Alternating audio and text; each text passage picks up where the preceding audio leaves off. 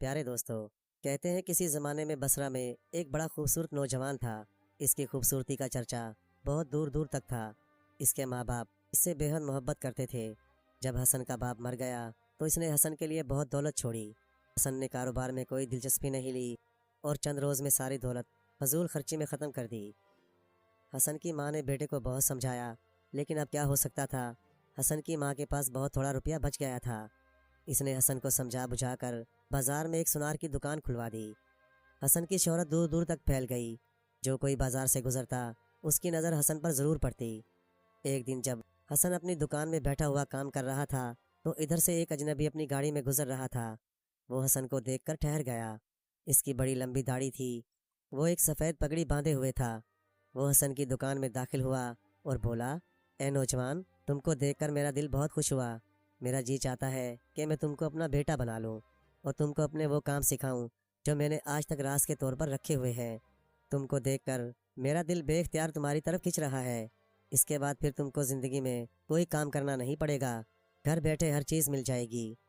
حسن بولا، میرے اچھے چاچا، میں اس لائق کہاں کہ آپ مجھے اپنا بیٹا بنا لیں، لیکن میرے لیے اس سے زیادہ خوش قسمتی کی بات کیا ہو سکتی ہے۔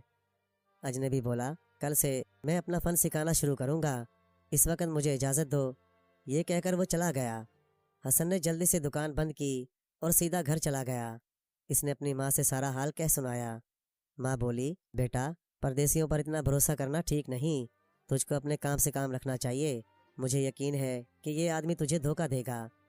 حسن بولا، ماں، وہ بڑا دولت مند آدمی ہے اور صورت سے بھی بڑا شریف معلوم ہوتا ہے، پھر یہ بھی کہ ہمارے پاس ایسی کون سی دولت ہے جو کوئی آدمی ہم کو دھوکہ دے گا۔ مجھے تو اس آدمی کی اچھائی میں ذرا سا بھی شبہ نہیں ہے۔ حسن کی ماں خوش ہو گئی اور حسن جلدی جلدی کھانا کھا کر سونے چلا گیا۔ صبح کو جب اس کی آنکھ کھلی تو وہ سیدھا اپنی دکان پر گیا اور پردیسی مسافر کا انتظار کرنے لگا۔ ذرا سی دیر بعد وہ آیا۔ حسن نے بڑے ادب سے اٹھ کر اسے آداب کیا۔ پردیسی نے پوچھا، بیٹا، یہ تو بتاؤ تمہاری شادی ہوئی ہے یا نہیں؟ حسن نے کہا، میں نے شادی نہیں کی، حالانکہ میری ماں بہت چاہتی ہے کہ میں جلد سے جلد شادی کر لوں۔ پردیسی بولا، یہ بڑی اچھی بات ہے، ورنہ پھر میں تم کو اپنا راز نہ بتاتا۔ اب یہ بتاؤ کہ تمہاری دکان میں کچھ تانبا پیتل وغیرہ بھی ہے؟ حسن بولا، ہاں، یہ سب چیزیں موجود ہیں۔ پردیسی بولا، پہلے اپنی بھٹی جلاؤ، اس پر ایک تھالی رکھو اور آگ کو تیز کر دو۔ اس کے بعد تانبے کے ٹکڑے تھالی پر رکھو جب تک وہ پگھلنے نہ لگیں۔ حسن نے ایسا ہی کیا۔ جب تانبا پگھلنے لگا تو پھر پردیسی نے اس پر آہستہ آہستہ کچھ پڑھ کر پھونکا اور جیب سے ایک سفوف کی پڑیا نکالی اور ذرا سا سفوف چھڑک دیا۔ ذرا سی دیر میں وہ سونے کی طرح چمکنے لگا تو اسے بھٹی پر سے ہٹا لیا۔ اب تو وہ سچ مچ کا سونا تھا۔ پردیسی بولا، حسن، جاؤ اور جا کر اسے بازار میں بیچ ڈالو۔ مجھے یقین ہے کہ تم کو اصلی سونے کے دام ملیں گے، لیکن اس کا ذکر کسی سے نہ کرنا۔ حسن نے جا کر اسے بازار میں بیچا تو واقعی 2000 دینار میں بک گیا۔ اب تو حسن کی خوشی کا کوئی ٹھکانہ نہ تھا۔ حسن دوڑا دوڑا ماں کے پاس گیا۔ وہ بھی اتنے بہت سے روپے دیکھ کر بہت خوش ہوئی، لیکن جب اس کو معلوم ہوا کہ یہ سب کچھ پردیسی نے کیا ہے تو اس نے کہا، بیٹا، اس پردیسی سے ہوشیار رہنا۔ لیکن حسن تو اس وقت بے حد خوش تھا۔ وہ جلدی جلدی کھانا لے کر دکان کی طرف گیا اور اس نے پردیسی کی خوب خاطر مدارت کی اور ایک تانبے کا بڑا ٹکڑا دکھا کر کہا، چچا جان، اسے بھی سونا بنا دو۔ سوداگر بولا، بیٹا، اب زیادہ جلدی کرنے کی ضرورت نہیں ہے، اگر اب اور سونا لے کر بازار میں گئے تو پکڑ لیے جاؤ گے۔ حسن بولا، یہ تو تم ٹھیک کہتے ہو، لیکن مجھے جلدی سے سونا بنانا سکھا دو۔ سوداگر بولا، یہ تم کیا کہہ رہے ہو؟ یہ کام میں تم کو بیچ بازار میں سکھاؤں؟ اگر اس کو سیکھنا چاہتے ہو تو اپنا سامان لے کر آؤ، میرے ساتھ میرے گھر چلو۔ چنانچہ حسن اس کے ساتھ ہو لیا۔ جب حسن تھوڑی دور گیا تو اسے اپنے ماں کی بات یاد آ گئی اور وہ جھجک کر رک گیا۔ پردیسی یہ دیکھ کر سمجھ گیا کہ حسن میرے یہاں جانے سے ڈر رہا ہے۔ وہ بولا، بیٹا حسن، تم مجھ پر بھروسہ کرو، جیسے میرا گھر ویسے تمہارا گھر، لیکن اگر تم کہو تو میں تمہارے گھر جا کر سکھانے کے لیے تیار ہوں۔ حسن نے یہ بات مان لی اور اسے لے کر اپنے گھر آیا اور ماں سے کہا، آج وہ پردیسی میرا مہمان رہے گا اور ہم لوگ ایک ساتھ کھانا کھائیں گے۔ اب تو اس پردیسی کے بارے میں تمہارا شک دور ہو جانا چاہیے۔ ماں نے کہا، بیٹا، مجھے اس پر ہرگز بھروسہ نہیں، تم جو چاہو کرو، میں تم سے کچھ نہیں کہتی، لیکن میں کھانا پکا کر پڑوس میں چلی جاؤں گی اور جب تک یہ آدمی اس گھر میں رہے گا میں ہرگز قدم نہیں رکھوں گی۔ چنانچہ وہ کھانا پکانے کے بعد پڑوسی کے یہاں چلی گئی اور ان دونوں نے کھانا کھایا۔ جب کھانا کھا چکے تو پردیسی نے اور زیادہ سونا بنایا۔ اب تو حسن بہت خوش ہو گیا۔ اسی درمیان میں پردیسی نے ایک سفوف کی پڑیا نکالی، اسے پانی میں ڈال کر حسن کو پلا دیا۔ اس کا پینا تھا کہ حسن بے ہوش ہو گیا۔ پردیسی بہت خوش ہوا اور بولا، آج برسوں کے بعد میری آرزو پوری ہوئی۔ یہ کہہ کر اس نے صندوق میں حسن کو ڈالا اور جو کچھ گھر میں تھا وہ رکھا اور کلی کے سر پر صندوق رکھوا کر وہاں سے چلا گیا۔ سمندر کے کنارے ایک جہاز تھا جو ان کے انتظار میں تھا۔ اس میں صندوق اور دوسرا سامان رکھوایا۔ دراصل یہ پردیسی بہرام جادوگر تھا اور وہ اس طرح کے لڑکوں کو پکڑ پکڑ کر لاتا تھا اور اپنا غلام بنا لیتا تھا۔ چنانچہ اس نے حسن کو بھی اپنے قبضے میں کر لیا اور جہاز پر چل پڑا۔ وہ ہر روز دونوں وقت صندوق کھولتا اور حسن کو کچھ نہ کچھ کھلا پلا کر پھر سے صندوق بند کر دیتا۔ آخر وہ ایک چھوٹے سے جزیرے میں اترا۔ یہاں اتر کر بہرام جادوگر نے صندوق کھولا، حسن کو نکالا۔ حسن بڑا ڈرا سہما ہوا تھا۔ وہ سوچ رہا تھا کہ میری ماں ٹھیک کہتی تھی، یہ آدمی دھوکے باز تھا، لیکن اب کرتا تو کرتا کیا کرتا۔ حسن نے آنکھیں کھول کر دیکھا تو وہ سمندر کا کنارہ تھا۔ وہاں پر ریت پر رنگ برنگے گھونگے پڑے تھے۔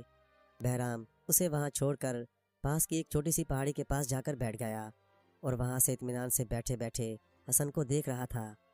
حسن کی نظر جو اس پر پڑی تو حسن نے چیخ کر کہا، تم نے مجھے اپنا بیٹا بنایا تھا، کوئی آدمی اپنے بیٹے کے ساتھ یہ سلوک کرتا ہے؟ بہرام جادوگر نے کہکا لگایا، ارے میں بہرام جادوگر ہوں، میں کسی کا باپ نہیں، یہی میرا پیشہ ہے۔ اب تم میرے قبضے میں ہو اور تمہاری بھلائی اسی میں ہے کہ جو میں کہوں وہی کرو۔ اپنی ماں کو بھول جاؤ، بسرے جانے کا خیال دل سے نکال دو۔ حسن کو بہت غصہ آیا، وہ چیخنے لگا، دھوکے باز کمینے ذلیل۔ بہرام جادوگر نے کہا، اب اپنا غصہ ختم کرو، یہ جو سامنے نکیلا پہاڑ نظر آ رہا ہے یہ بادلوں کا پہاڑ کہلاتا ہے، آؤ اس پر چلیں۔ مجھے یقین ہے کہ وہاں جا کر تم خوش ہو جاؤ گے، تم نے ایسی جگہ خواب میں بھی نہ دیکھی ہوگی، وہاں جا کر میں تم کو اپنا علم سکھاؤں گا۔ اب تو حسن کو اپنی بے بسی کا احساس ہوا، وہ زور زور سے رونے لگا۔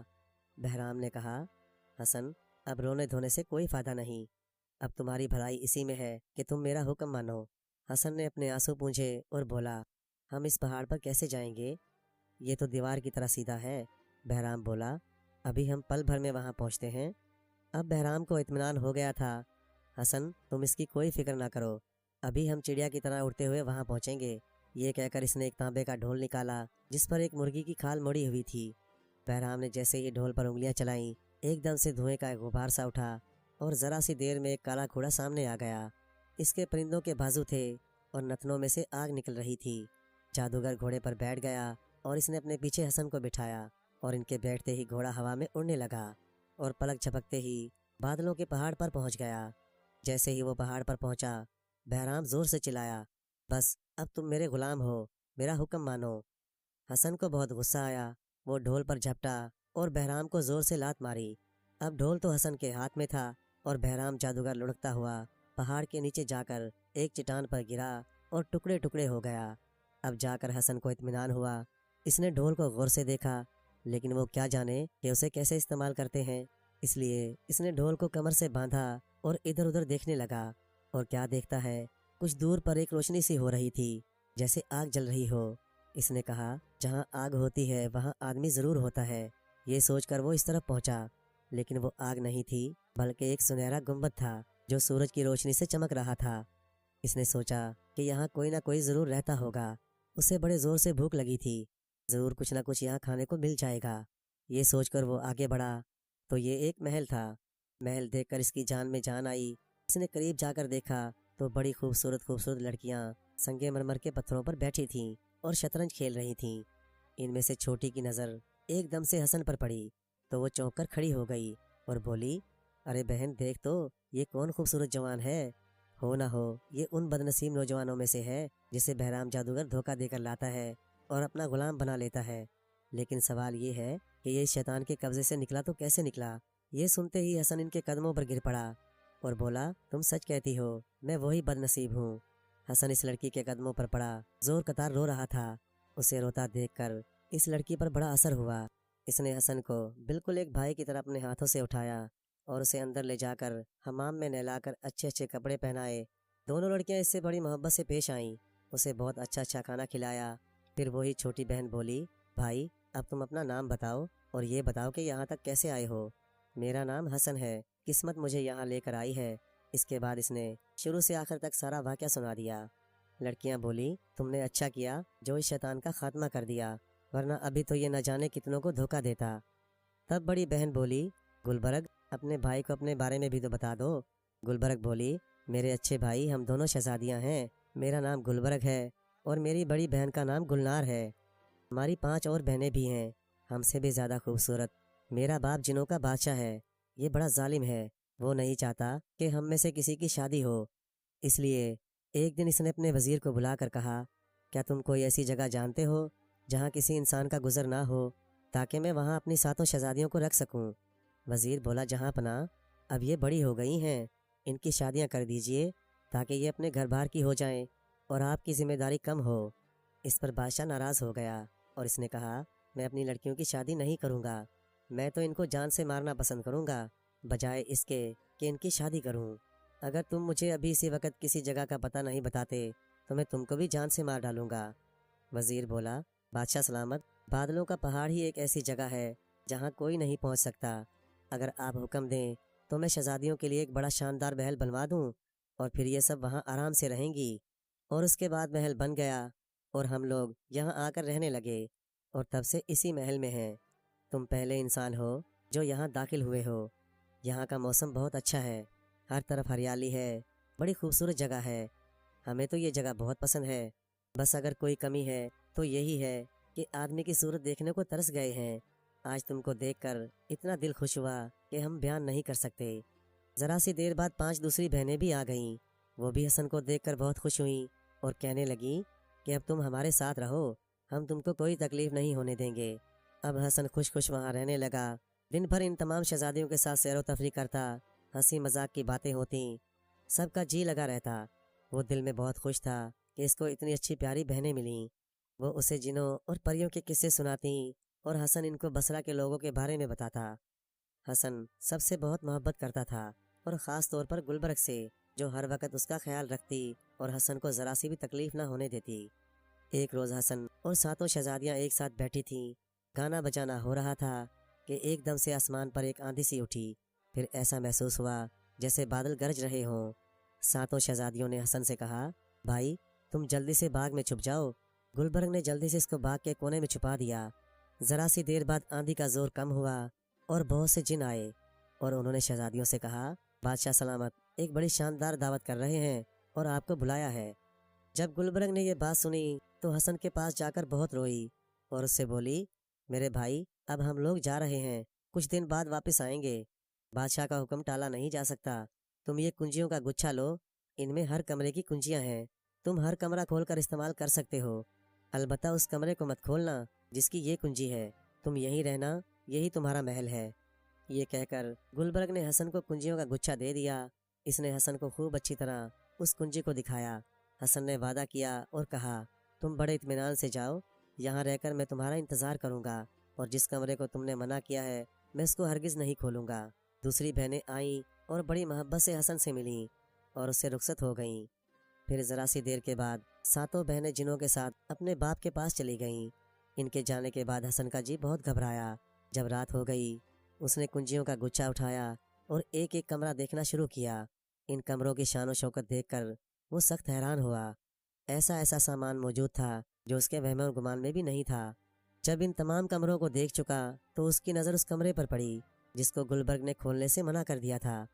اس نے دل میں سوچا کہ آخر کیا بات ہے کہ گلبرگ نے صرف اس کمرے کو دیکھنے کے لیے منع کیوں کیا، میں اس کو بھی دیکھوں گا چاہے کچھ بھی ہو جائے۔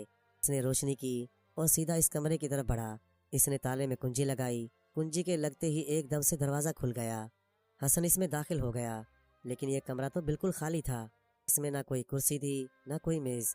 حسن نے غور سے دیکھا تو اس میں ایک سیڑھی لگی ہوئی تھی جو اوپر سے ایک بڑے ہال کے اندر داخل ہو گئی۔ حسن نے تیزی سے سیڑھیاں چڑھنا شروع کیا، یہاں تک کہ وہ چھت کے اوپر پہنچ گیا۔ یہاں تو بہت بڑی کھلی فضا تھی۔ چھت پر اسے بڑا خوبصورت میدان نظر آیا۔ یہاں چاند کی روشنی کچھ اس طرح سے نظر آ رہی تھی جیسے دن نکلا ہو۔ اس نے اتنا خوبصورت منظر اس سے پہلے کبھی نہیں دیکھا تھا۔ دائیں طرف ایک خوبصورت نہر بہہ رہی تھی جس کی دونوں طرف پھولوں کی بڑی بڑی خوبصورت کیاریاں تھیں۔ نہر کے ساتھ ملا ہوا ایک سنگ مرمر کا محل تھا۔ محل سے اترتی ہوئی سیڑھیاں نہر تک آتی تھیں جہاں ایک تخت بچھا ہوا تھا۔ इस तख्त पर हीरे जवाहरात जड़े हुए थे। शायद ही किसी बादशाह को कभी ऐसा तख्त नसीब हुआ हो। अभी हसन ये मंजर देख रहा था कि एकदम से क्या देखता है कि बड़े बड़े परिंदों का झुंड चला आ रहा है। ये कुल मिलाकर 10 थे। ये सब नहर के किनारे उतर गए। इनके परों की रंगत हीरे और जवाहरात से मिलती जुलती थी। ये तमाम परिंदे तख्त की जानिब बढ़ने लगे। इनमें सबसे आगे जो परिंदा था वो सबसे खूबसूरत परिंदा था और ऐसा मालूम होता था कि जैसे सब इसका हुक्म मानते थे। एकदम से उन्होंने अपने पर फड़फड़ाए और अपने परों को इस तरह उतार दिया जैसे कोई कपड़ा उतारता हो। हसन ये देखकर हैरान रह गया कि ये तो बहुत खूबसूरत लड़कियां थीं जो परिंदों का लिबास पहने हुए थीं। ऐसा लगता था कि जैसे चांद ने लड़कियों की शक्ल इख्तियार कर ली है। ये लड़कियां पानी में कूद पड़ीं और तैरने लगीं। ये देर तक पानी में तैरती और खेलती रहीं। फिर सबसे बड़ी लड़की ने इशारा किया और वो सब बाहर आ गईं। अब ये लड़की तख्त पर जाकर बैठ गई। हसन ने इतनी खूबसूरत लड़की पहले कभी ना देखी थी। वो तो इस लड़की को बस देखता रहा। थोड़ी देर तक तो उसे ये भी होश ना रहा कि वो कहाँ है। ज़रा सी देर बाद वो संभला तो इसने सोचा कि गुलबर्ग ने उसे इसीलिए कमरा खोलने से मना किया था। हसन गौर से लड़की को देखता रहा जिसका गोरा बदन चांद की रोशनी में दमक रहा था। इसके घने बाल हवा से लहरा रहे थे। इसकी स्याह चमकदार और बड़ी बड़ी आंखें हैरान होकर देख रही थीं। घनी घनी पलकें आंखों पर साए किए हुए थीं। वो मलका की तरह बैठी हुई थी और 9 लड़कियां चारों तरफ उसको घेरे हुए थीं। हसन तो उसको देखकर अपने होशो हवास खो बैठा। इसका जी चाहता था कि सारी जिंदगी इसी तरह बैठा उसे देखता रहे। इतने में मलका ने लड़कियों से कहा, अब सुबह हो रही है, आओ चलें, हमें बहुत दूर जाना है। उन्होंने अपने पर पहने और उन्हें फड़फड़ाया और हवा में उड़ने लगीं और ज़रा सी देर में नज़रों से उजल हो गईं। हसन को ऐसा लगा कि इनके साथ साथ उसका सुकून और इत्मीनान सब कुछ चला गया। वो देर तक वहाँ टहलता रहा लेकिन अब वहाँ कुछ भी न था सिवाय खामोशी और सन्नाटे के। हसन नीचे उतरा और चुपचाप अपने बिस्तर पर जाकर लेट गया। सारी रात करवटें बदलता रहा। जब आंख बंद करता वही शक्ल सामने आ जाती। अब वो हर रोज़ रात को सीढ़ी पर चढ़ता मगर वो परिंदे कहीं नज़र ना आते। इसी तरह कई दिन और कई रातें गुजर गईं। इनका कहीं पता ना था। हसन ने खाना पीना सब कुछ छोड़ दिया। इसी तरह कई और दिन गुजर गए। एक दिन शहजादियाँ वापस आ गईं। गुलबर्ग दौड़ती हुई महल के अंदर पहुंची और हसन को ढूंढती हुई इसके पलंग के पास आई और क्या देखती है कि हसन सूख कर कांटा हो गया। इसकी आंखों से आंसू बह रहे थे। गुलबर्ग घबरा कर इससे लिपट गई और रोते हुए बोली, मेरे प्यारे भैया, बताओ तुमको क्या तकलीफ है, मैं इसका इलाज करूंगी। हसन ने आंखें खोलकर देखा और अब तो और जोर जोर से रोने लगा। उसकी ज़बान से अल्फाज नहीं निकल रहे थे। इस पर गुलबर्ग की हालत और ख़राब हो गई। इसने कहा, मेरे भैया, मुझे सच सच बताओ तुमको क्या तकलीफ़ है, ये तुमको क्या हो गया। मैं तुम्हारी हर तकलीफ़ का इलाज करूंगी। मुझे बताओ तो क्या बात है मेरे भैया। हसन बोला, मेरी प्यारी बहन, मुझे मेरे हाल पर छोड़ दो। मैंने ये मुसीबत खुद मोल ली है। इसका कोई इलाज नहीं। गलती मेरी है और मुझे इसकी सज़ा मिल रही है। तुम मुझे मौत के पंजों से नहीं छुड़ा सकती। गुलबर्ग ने कहा, भैया हसन, ये तुम क्या कह रहे हो, मैं भी मर जाऊंगी। मुझे तो बताओ कि आखिर बात क्या है। तब हसन ने कहा, बहन, मैंने 10 दिन से कुछ खाया पिया नहीं। और ये कहकर इसने शुरू से आखिर तक सारा किस्सा सुना दिया। हसन सोच रहा था वो ये सुनकर नाराज़ होगी कि इसके मना करने के बावजूद इस कमरे का दरवाज़ा क्यों खोला।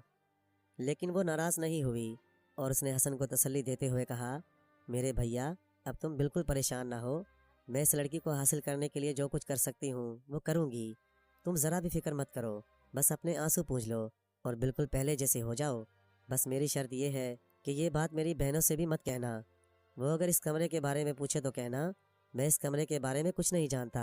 वो अगर ये पूछें कि तुम इतने दुबले कैसे हो गए हो तो तुम कहना कि तुम सबकी जुदाई में मेरा ये हाल हुआ। खबरदार, इनसे कोई ऐसी बात मत कहना जिससे उनको शक भी हो। अब जाकर हसन को इत्मीनान हुआ, वरना वो डर रहा था कि गुलबर्ग ज़रूर नाराज़ हो जाएगी। हसन बोला, तुम जैसा कहोगी मैं वैसा करूँगा। अब गुलबर्ग दौड़ती हुई अपनी बहनों के पास गई और बोली, हमारा भाई हसन बहुत बीमार है। इसने 10 दिन से कुछ नहीं खाया पिया। वो दिन भर हमें और अपने माँ बाप को याद करता था और इसी गम में इसकी भूख प्यास सब खत्म हो गई। अब सातों बहनें दौड़ी हुई गईं। उन्होंने अपने हाथों से खाना खिलाया और अपने बाप के यहाँ दिलचस्प हालात सुना सुना कर उसे खुश किया और इस तरह हसन को अपनी हर सैर व तफरीह में शरीक किया। एक दिन सब बहनों ने शिकार का प्रोग्राम बनाया। सब बहनें चली गईं और गुलबर्ग को वहाँ हसन की देखभाल के लिए छोड़ दिया। پھر گلبرگ نے حسن سے کہا، اب تم بتاؤ کہ تم نے اس لڑکی کو کہاں دیکھا؟ گلبرگ نے دروازہ کھولا، وہ دونوں چھت پر پہنچے۔ حسن نے وہاں سے محل کے پاس کے تخت کی طرف اشارہ کیا۔ یہ وہی جگہ ہے جہاں میں نے وہ خوبصورت لڑکی دیکھی تھی جس کے چاروں طرف 9 لڑکیاں بیٹھی تھیں۔ یہ سننا تھا کہ گلبرگ کا رنگ پیلا پڑ گیا۔ وہ گھبرا گئی۔ ارے باپ رے باپ، یہ تم نے کیا کیا؟ جانتے ہو یہ کون تھی؟ یہ جنات کے شہنشاہ کی بیٹی ہے۔ یہ اتنا بڑا شہنشاہ ہے کہ میرا باپ اس کے سامنے کوئی حیثیت نہیں رکھتا۔ وہ یہاں سے ہزاروں میل کے فاصلے پر رہتا ہے۔ وہاں تک تو انسان کا پہنچنا بہت مشکل ہے۔ اس کے محل کے چاروں طرف کڑا پہرا ہوتا ہے، اس میں ہوا کا بھی مشکل سے گزر ہو سکتا ہے۔ وہ لڑکی جو تم نے دیکھی ہے وہ سب سے چھوٹی شہزادی ہے، اس کا نام نو بہار ہے۔ جب 14ویں کا چاند چمکتا ہے تو وہ یہاں اپنی سہیلیوں کے ساتھ آتی ہے۔ ان پروں کی بدولت ہی وہ اڑتی ہوئی یہاں پہنچتی ہے۔ اس کو حاصل کرنے کا یہی طریقہ ہے کہ تم کسی طرح اس کے پروں والے لبادے کو اٹھا لاؤ، بس وہ پھر اڑ نہ سکے گی۔ تم کہیں پاس جا کر چھپ جاؤ، جیسے ہی وہ اپنے پر اتارے اور نہانے کے لیے اترے بس تم اس پر قبضہ کر لو۔ اس کے بعد وہ کتنی ہی خوشامد کرے، یہ پر اسے مت دینا۔ اگر تم نے یہ پر اسے دے دیے تو یہ سمجھو کہ ہم سب تباہ و برباد ہو جائیں گے، ہمارا نام و نشان بھی باقی نہ رہے گا۔ اس کے بعد تم اس کے بالوں کو پکڑ کر گھسیٹتے ہوئے یہاں لے آؤ، پھر دیکھنا کہ وہ کس طرح تمہاری ہو جاتی ہے۔ گلبرگ کی یہ ساری باتیں سن کر حسن اتنا خوش ہوا کہ وہ خوشی سے ناچنے لگا۔ اس کے بعد دونوں نیچے اترے۔ اتفاق سے اگلی رات 14ویں کی چاند کی رات تھی۔ یہی وہ رات تھی جب وہ شہزادی اور اس کی سہیلیاں نہانے آتی تھیں۔ حسن پہلے ہی سے تخت کے پیچھے جا کر چھپ گیا۔ ذرا سی دیر میں 10 پرندے پھڑ پھڑاتے ہوئے اترے۔ انہوں نے بال و پر کا لبادہ اتارا، نہر میں نہانے اور تیرنے لگیں۔ حسن نے چپکے سے موقع پا کر شہزادی نو بہار کا لباس وہاں سے اٹھا لیا اور چھپ کر اسی جگہ بیٹھ گیا۔ جیسے ہی شہزادی نو بہار وہاں آئی تو سمجھ گئی کہ ضرور کسی نے یہاں سے ان کے لباسوں کو تتر بتر کیا ہے۔ اس نے جو غور سے دیکھا تو اس کا اپنا لباس غائب تھا۔ اب تو وہ خوب زور قطار رونے لگی۔ اس کی سہیلیوں نے جو یہ حال دیکھا تو انہوں نے جلدی سے اپنے اپنے لبادے اٹھائے اور انہیں پہن کر پرندوں کی شکل اختیار کی اور فضا میں یہ جا اور وہ جا ذرا سی دیر میں نظروں سے اوجھل ہو گئیں۔ بیچاری شہزادی وہاں اکیلی رہ گئی۔ اب حسن باہر نکل آیا۔ اسے دیکھ کر شہزادی اسی حالت میں بھاگنے لگی۔ اس کے بال ہوا میں پھڑپھڑا رہے تھے۔ حسن نے بہت روکنا چاہا مگر وہ بھاگتی چلی گئی۔ آخر حسن نے اس کا پیچھا کیا اور آخر میں جھپٹ کر اس کے بالوں کو پکڑ لیا اور اسے کھینچتا ہوا اپنے محل میں لے آیا۔ یہاں آ کر بھی وہ اسی طرح روتی چیختی رہی۔ اتنے میں گلبرگ آ گئی اور شہزادی کے قدموں میں گر پڑی اور بولی، شہزادی یہ ہماری قسمت ہے کہ آج آپ کے آنے سے ہمارا محل جگمگا رہا ہے۔ شہزادی نو بہار نے جو نظر اٹھا کر دیکھا تو گلبرگ کو پہچان گئی اور بولی، ارے یہ تم ہو گلبرگ، یہ سب کچھ تمہارا کیا ہوا ہے؟ تم کو معلوم ہے کہ میرا باپ کیسا ہے؟ ذرا سی دیر میں تمہارا نام و نشان مٹا دے گا۔ تم نے ایک انسان کو اپنے محل میں جگہ دی ہے، اگر تم نے مدد نہ کی ہوتی تو یہ آدمی نہر تک نہیں پہنچ سکتا تھا۔ تب گلبرگ نے کہا، شہزادی نو بہار، میں جانتی ہوں کہ عورتوں میں تمہاری خوبصورتی کا کوئی مقابلہ نہیں کر سکتا، لیکن یہ نوجوان بھی ایسا ہے جس کا جواب مردوں میں نہیں۔ اس کی نیت ہرگز یہ نہیں تھی کہ یہ تم کو نقصان پہنچائے، بس یہ تو تمہاری محبت کا مارا تھا، اس لیے بے قصور ہے۔ اس نے جس دن سے تم کو دیکھا تھا اس کے ہوش و حواس جاتے رہے۔ اس نے تمہاری سہیلیوں میں سے بس تم کو پسند کیا تھا۔ نو بہار نے جب یہ سنا تو خاموش ہو گئی اور بے بسی سے حسن کو دیکھنے لگی۔ اب گلبرگ نے جلدی سے بڑا خوبصورت لباس پہنایا اور اس کے کھانے کے لیے انتظام کیا۔ جب وہ کھانا کھا چکی تو بولی، شاید میری قسمت میں یہی لکھا تھا میں اس طرح اپنے ماں باپ سے بچھڑ جاؤں۔ اب تو تقدیر کے سامنے ہتھیار ڈالنے کے علاوہ کوئی چارہ نہیں۔ اب گلبرگ حسن کے پاس گئی اور بولی، بھیا تم اب نو بہار کے پاس جاؤ، سب سے پہلے اس کے قدموں کو چھوؤ اور اس کے بعد اس سے بات کرنا۔ حسن بڑی تیزی سے نو بہار کے کمرے میں گیا۔ اس نے ویسا ہی کیا جیسا گلبرگ نے کہا تھا۔ اے میری ملکہ، مجھ سے ناراض مت ہو، میرے اوپر رحم کرو، میں تم کو کسی قسم کی تکلیف نہیں پہنچانا چاہتا۔ میں تم سے شادی کروں گا اور اپنے وطن بسرے لے جاؤں گا۔ وہاں میری ایک بہت اچھی سی ماں ہے جو تمہارے ساتھ بیٹیوں جیسا سلوک کرے گی۔ میرے گھر میں عیش و آرام کا سارا انتظام ہے اور تم کو ایک سے ایک اچھا کھانا کھلاؤں گا۔ لیکن شہزادی نو بہار کی زبان سے ایک لفظ بھی نہیں نکلا۔ اتنے میں کسی نے دروازہ کھٹکھٹایا۔ حسن نے آگے بڑھ کر دروازہ کھولا تو 6 بہنوں کو پایا جو شکار سے واپس آ گئی تھی۔ ان کے ساتھ وہ شکار تھا جسے وہ مار کر لائی تھیں۔ حسن ان کو دیکھ کر مارے خوشی کے ناچنے لگا۔ وہ بھی حسن کو اتنا خوش ہوتا دیکھ کر بہت خوش ہوئیں۔ انہوں نے دیکھا کہ حسن کا چہرہ دمک رہا ہے۔ وہ پھر پہلے جیسا ہو گیا۔ وہ سوچنے لگیں کہ ضرور کوئی بات ہے جو حسن آج اتنا خوش ہے۔ اتنے میں گلبرگ آئی اور بولی، ارے میں تم کو اصل بات بتاؤں، ہمارے بھیا نے ایک چڑیا پالی ہے، تم اسے کس طرح ایسا کر لو کہ وہ ہماری بات سمجھنے لگے۔ بہنیں بولیں، اس میں کیا خاص بات ہے جو حسن اتنا شرما رہا ہے؟ گلبرگ نے کہا، بہن وہ تو اتنا اس لیے شرما رہا ہے کہ اسے چڑیا سے محبت ہو گئی ہے۔ بہنیں بولی، اس میں شرمانے کی کیا بات ہے؟ گلبرگ نے کہا، ادھر آؤ میں بتاؤں۔ جب ہم لوگ یہاں سے گئے تھے تو حسن کو تمام کمروں کی کنجیاں دے گئے تھے اور منع کر دیا تھا کہ یہ خالی کمرہ مت کھولنا۔ اتفاق کی بات ہے کہ اسے وہ کمرہ یاد نہیں رہا اور اس نے غلطی سے وہ کمرہ کھول لیا، اور یہ کہہ کر گلبرگ نے سارا قصہ اپنی ساری بہنوں کو سنا دیا۔ خیر جو کچھ ہوا اس میں حسن کا قصور نہیں، البتہ ہمارے بھائی کی پسند بہت اچھی ہے۔ اس کے بعد انہوں نے کہا، اگر یہ بات ہے تو ہم بھی اس کی خوبصورتی کو اپنی آنکھوں سے دیکھیں گے۔ حسن اور گلبرگ انہیں لے کر اس کمرے میں گئے جہاں شہزادی نوبہار بیٹھی تھی۔ شہزادی کو دیکھ کر تو ان کی آنکھیں پھٹی کی پھٹی رہ گئیں۔ ان کو ایسا محسوس ہوا جیسے کمرے میں چاند جگمگا رہا ہے۔ اب تو وہ بہت خوش ہوئیں اور بولیں، شہزادی مبارک ہو، ہمارا بھائی سچ مچ تمہارے لائق ہے۔ اتنا خوبصورت اور ایسا پیارا اور بھولا نیک آدمی انسانوں کی برادری میں مشکل سے ملتا ہے۔ ہمیں یقین ہے کہ تم زندگی بھر بڑے مزے کرو گی۔ آؤ ہم اللہ کا نام لے کر تم دونوں کی شادی کر دیں۔ یہ کہہ کر وہ سب بہنیں دونوں کو ایک دوسرے کے قریب لائیں۔ گلبرگ نے حسن کا ہاتھ نوبہار کے ہاتھوں میں دے دیا اور بولی، میں آج خدا کا نام لے کر تم دونوں کو ایک دوسرے کا شوہر اور بیوی ہونے کا اعلان کرتی ہوں۔ امید ہے کہ تم دونوں ایک دوسرے کو قبول کرو گے۔ یہ سن کر دونوں نے سر ہلایا اور مسکرا کر شرما گئے۔ اب تو سب نے خوب زور سے تالیاں بجائیں اور خوب مزے مزے کے گانے گانے لگیں۔ اس کے بعد نوبہار بہت خوش ہوئی اور وہ بھی حسن سے محبت کرنے لگی اور ہر وقت سائے کی طرح اس کے ساتھ رہتی۔ اس طرح وہ 40 دن تک ایک دوسرے کے ساتھ ہنسی خوشی رہتے رہے کہ اچانک ایک رات کو حسن نے اپنی ماں کو خواب میں دیکھا کہ وہ صحن میں قبر کے پاس بیٹھی رو رہی ہے اور یہ قبر اس نے حسن کی بنا رکھی ہے۔ حسن یہ منظر دیکھ کر سوتے میں ہی چیخ چیخ کر رونے لگا۔ ساتوں بہنیں دوڑ پڑیں اور گھبرا گئیں۔ گلبرگ نے شہزادی نوبہار سے پوچھا، آخر کیا بات ہے؟ حسن کیوں اس طرح رو رہا ہے؟ اس سے پہلے کبھی سوتے میں ایسے نہیں رویا۔ شہزادی بولی، میں تو سو رہی تھی کہ ان کی چیخ سے اٹھ گئی، مجھے بھی نہیں معلوم کہ ہوا کیا ہے۔ تب انہوں نے حسن کو جھنجھوڑا۔ گلبرگ نے اس کو اٹھا کر اپنے سینے سے لگایا اور تسلی دیتے ہوئے پوچھا تو حسن نے اپنا خواب کا سارا حال سنا دیا۔ یہ سن کر گلبرگ بھی بہت روئی۔ اس کے بعد سب بہنوں نے کہا، بھائی اگر تم اپنے گھر جانا چاہو تو شوق سے جاؤ، البتہ ہماری اتنی درخواست ہے کہ ہم کو کبھی نہ بھولنا، اگر ہو سکے تو سال میں ایک بار ضرور یہاں آنا اور کچھ دن ہمارے ساتھ رہنا۔ اب سب بہنوں نے حسن کا سامان ٹھیک کرنا شروع کر دیا۔ گلبرگ کا برا حال تھا کیونکہ وہ حسن کو ذرا سی دیر کے لیے بھی اپنی نظروں سے اوجھل نہیں ہونے دینا چاہتی تھی۔ حسن نے اسے تسلی دی اور کہا، میری پیاری بہن، میں تمہاری محبت کبھی نہیں بھول سکتا۔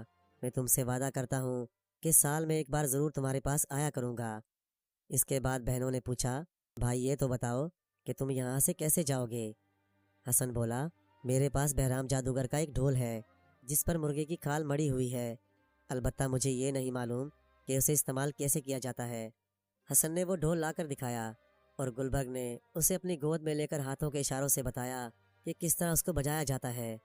حسن نے ایسا ہی کیا جیسے ہی اس نے ڈھول بجایا۔ دیکھتے کیا ہے کہ بہت سے گھوڑے، اونٹ اور خچر ایک قطار میں آ کر کھڑے ہو گئے۔ ساتوں بہنوں نے ان میں سے بہترین جانور چن لیے اور انہوں نے اپنے پاس سے بہترین قسم کے ساز و سامان سے ان کو لاد دیا۔ ایک سے ایک قیمتی زیورات تحفے کے طور پر پیش کیے، گھوڑوں پر طرح طرح کے کھانے پینے کی چیزیں لا دیں اور بڑے شاہانہ انداز سے ان کو رخصت کیا۔ اس وقت گلبرگ کی حالت بہت خراب تھی، اس کا روتے روتے برا حال ہو گیا تھا۔ اس کی بہنوں نے اسے بہت تسلی دی کہ بہن زیادہ پریشان مت ہو، ہمارا بھائی آتا جاتا رہے گا۔ اس طرح یہ قافلہ ہواؤں پر سے گزرتا ہوا ذرا سی دیر میں بصرہ پہنچ گیا۔ جب اس نے دروازہ کھٹکھٹایا تو اس وقت اس کی ماں اسے یاد کر کے چیخ چیخ کر رو رہی تھی۔ دروازے کی دستک سن کر وہ آئی اور بولی، میرا بیٹا، اور پھر فوراً بے ہوش ہو کر گر پڑی۔ حسن اور نوبہار نے آگے بڑھ کر اس کو اٹھایا اور لے جا کر بستر پر لٹایا اور پنکھا جھلنا شروع کیا۔ ذرا سی دیر میں اسے ہوش آ گیا تو حسن بولا، ماں میری طرف دیکھو، یہ میری بیوی ہے اور تمہاری بہو بھی ہے اور بیٹی بھی، یہ تمہاری خدمت کرے گی، اب تمہاری پریشانیاں ختم ہو جائیں گی۔ حسن کی ماں نے اپنی بہو کو بڑھ کر سینے سے لگا لیا اور بہت پیار کیا۔ حسن نے اس کو اپنا سارا حال سنایا۔ پھر وہ جلدی سے بازار گئی، وہاں سے بہترین ریشم کے کپڑے خرید لائی اور اپنی بہو کو پہنا کر بے حد خوش ہوئی۔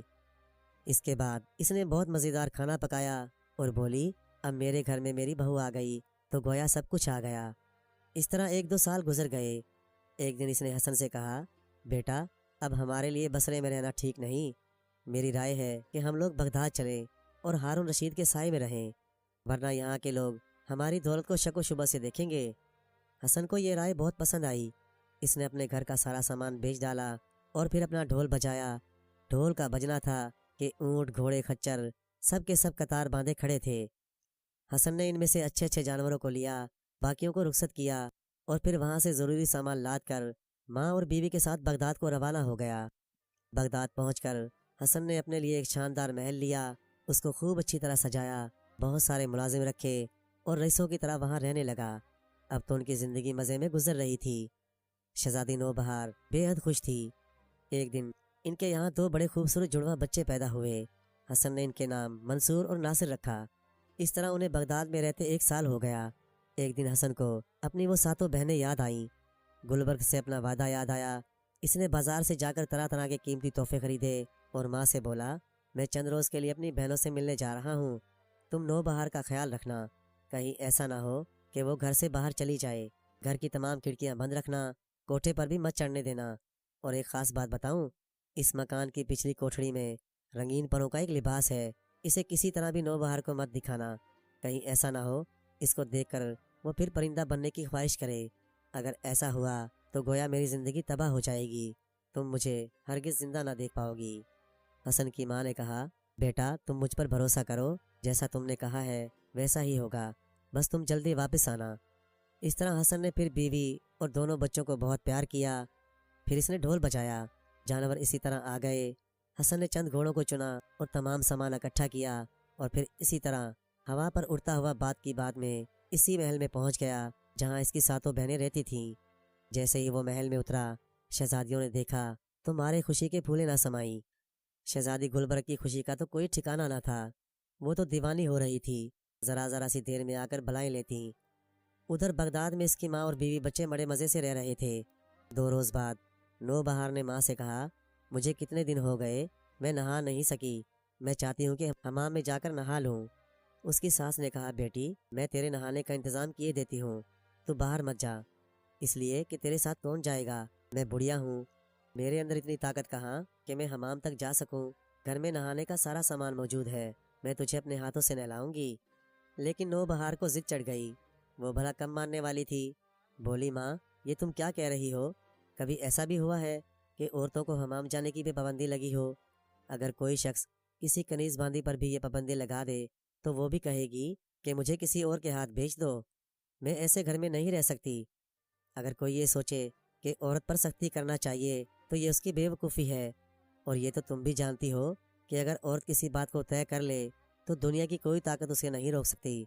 اگر تم کو میرے اوپر بھروسہ نہیں ہے تو میرے لیے مرنے کے علاوہ کوئی چارہ نہیں۔ یہ کہہ کر وہ چیخ چیخ کر رونے لگی۔ شہزادی کی بات سن کر حسن کی ماں گھبرا گئی۔ اس نے سوچا اب اس کو روکنا مشکل ہے، اور بولی، بیٹی آؤ چلو میں ہی تم کو حمام تک لے چلوں۔ اس کے بعد وہ اسے حمام میں لے گئی۔ جب وہ حمام میں داخل ہوئی تو حمام کی تمام عورتیں بھوچکا رہ گئیں۔ انہوں نے اتنی خوبصورت عورت اس سے پہلے کبھی نہیں دیکھی تھی۔ جب وہ نہانے کے لیے حمام میں اتری تو سارا حمام جگمگانے لگا، ہر طرف شور مچ گیا اور ذرا سی دیر میں اسے دیکھنے کے لیے ایک بھیڑ لگ گئی، کیونکہ اس سے پہلے ایسی عورت یہاں نہیں آئی تھی۔ ان عورتوں میں خلیفہ ہارون رشید کی ملکہ زبیدہ کی ایک لونڈی بھی تھی۔ اس نے جو یہ دیکھا تو دنگ رہ گئی۔ جب نہانے کے بعد نوبہار اپنی ساس کے ساتھ واپس جانے لگی تو یہ لونڈی بھی ان کے پیچھے پیچھے گھر تک آ گئی، لیکن حسن کے گھر پر پہرا دیکھ کر اس کے اندر جانے کی ہمت نہ ہوئی اور وہ واپس محل میں آ گئی۔ جب ملکہ زبیدہ نے اسے دیکھا تو اس کا رنگ پیلا پڑ چکا تھا، وہ گھبرائی ہوئی تھی۔ ملکہ نے پوچھا، کیا بات ہے جو تم اتنی گھبرا رہی ہو؟ لونڈی بولی، ملکہ میں کیا بتاؤں کہ میں نے حمام میں کیا دیکھا۔ ملکہ بے چین ہو گئی اور اس سے کہا، جلدی بتا وہاں کون سی چیز تھی جو تیرے ہوش حواس جاتے رہے؟ لونڈی بولی، میں اس کا نام نہیں جانتی، لیکن میں جانتی ہوں کہ ایسی خوبصورت لڑکی سارے بغداد میں نہیں۔ میں نے حمام میں سنا ہے کہ یہ بصرہ کے حسن سوداگر کی بیوی ہے۔ مجھے یقین ہے کہ اگر خلیفہ اس کو دیکھ لیں تو یقین ہے کہ اس کے شوہر کو مروا کر اسے اپنے محل میں لے آئیں۔ اگر آپ اس کو دیکھ لیں تو آپ کی نظر اس کے چہرے سے نہ ہٹیں۔ ملکہ نے کہا، تو کوئی خواب تو نہیں دیکھائی جو ایسی بہکی بہکی باتیں کر رہی ہے؟ لونڈی بولی، ملکہ میں آپ کو کیسے یقین دلاؤں کہ وہ کتنی خوبصورت ہے؟ اگر کوئی سورج کا چراغ لے کر بھی ڈھونڈے تو ایسی لڑکی کہیں نظر نہیں آئے گی۔ زبیدہ بولی، میں خود اپنی آنکھوں سے اسے دیکھوں گی تب مجھے یقین آئے گا کہ تو سچ کہہ رہی ہے۔ یہ کہہ کر ملکہ نے اپنے چوکیدار مسرور کو بلایا اور بولی، اس لونڈی کے ساتھ جاؤ اور جس مکان کو یہ بتائے وہاں حسن سوداگر کی بیوی رہتی ہے، اسے یہاں لے کر آؤ۔ مسرور اسی وقت دوڑتا ہوا حسن کے محل میں پہنچا۔ اس کی ماں محل کے دروازے پر آئی اور بولی، تم کون ہو اور کیا چاہتے ہو؟ مسرور بولا، میں شاہی محل سے آیا ہوں، مجھے ملکہ زبیدہ نے بھیجا ہے جو خلیفہ ہارون رشید کی بیوی ہے۔ میں اس لڑکی کو لینے کے لیے آیا ہوں جو حمام میں نہا کر آئی ہے، ملکہ اس سے ملنا چاہتی ہے۔ حسن کی ماں بولی، ہم لوگ یہاں پردیسی ہیں اور میرا بیٹا حسن سفر پر گیا ہوا ہے، اس نے جاتے وقت کہا تھا کہ یہ لڑکی گھر سے باہر نہ نکلے۔ مجھے ڈر ہے اگر کہیں یہ باہر جائے گی تو اس پر ضرور کوئی نہ کوئی آفت آئے گی اور میرا بیٹا اسی غم میں اپنی جان کھو دے گا، اس لیے میں درخواست کرتی ہوں کہ تم ہمیں معاف کر دو۔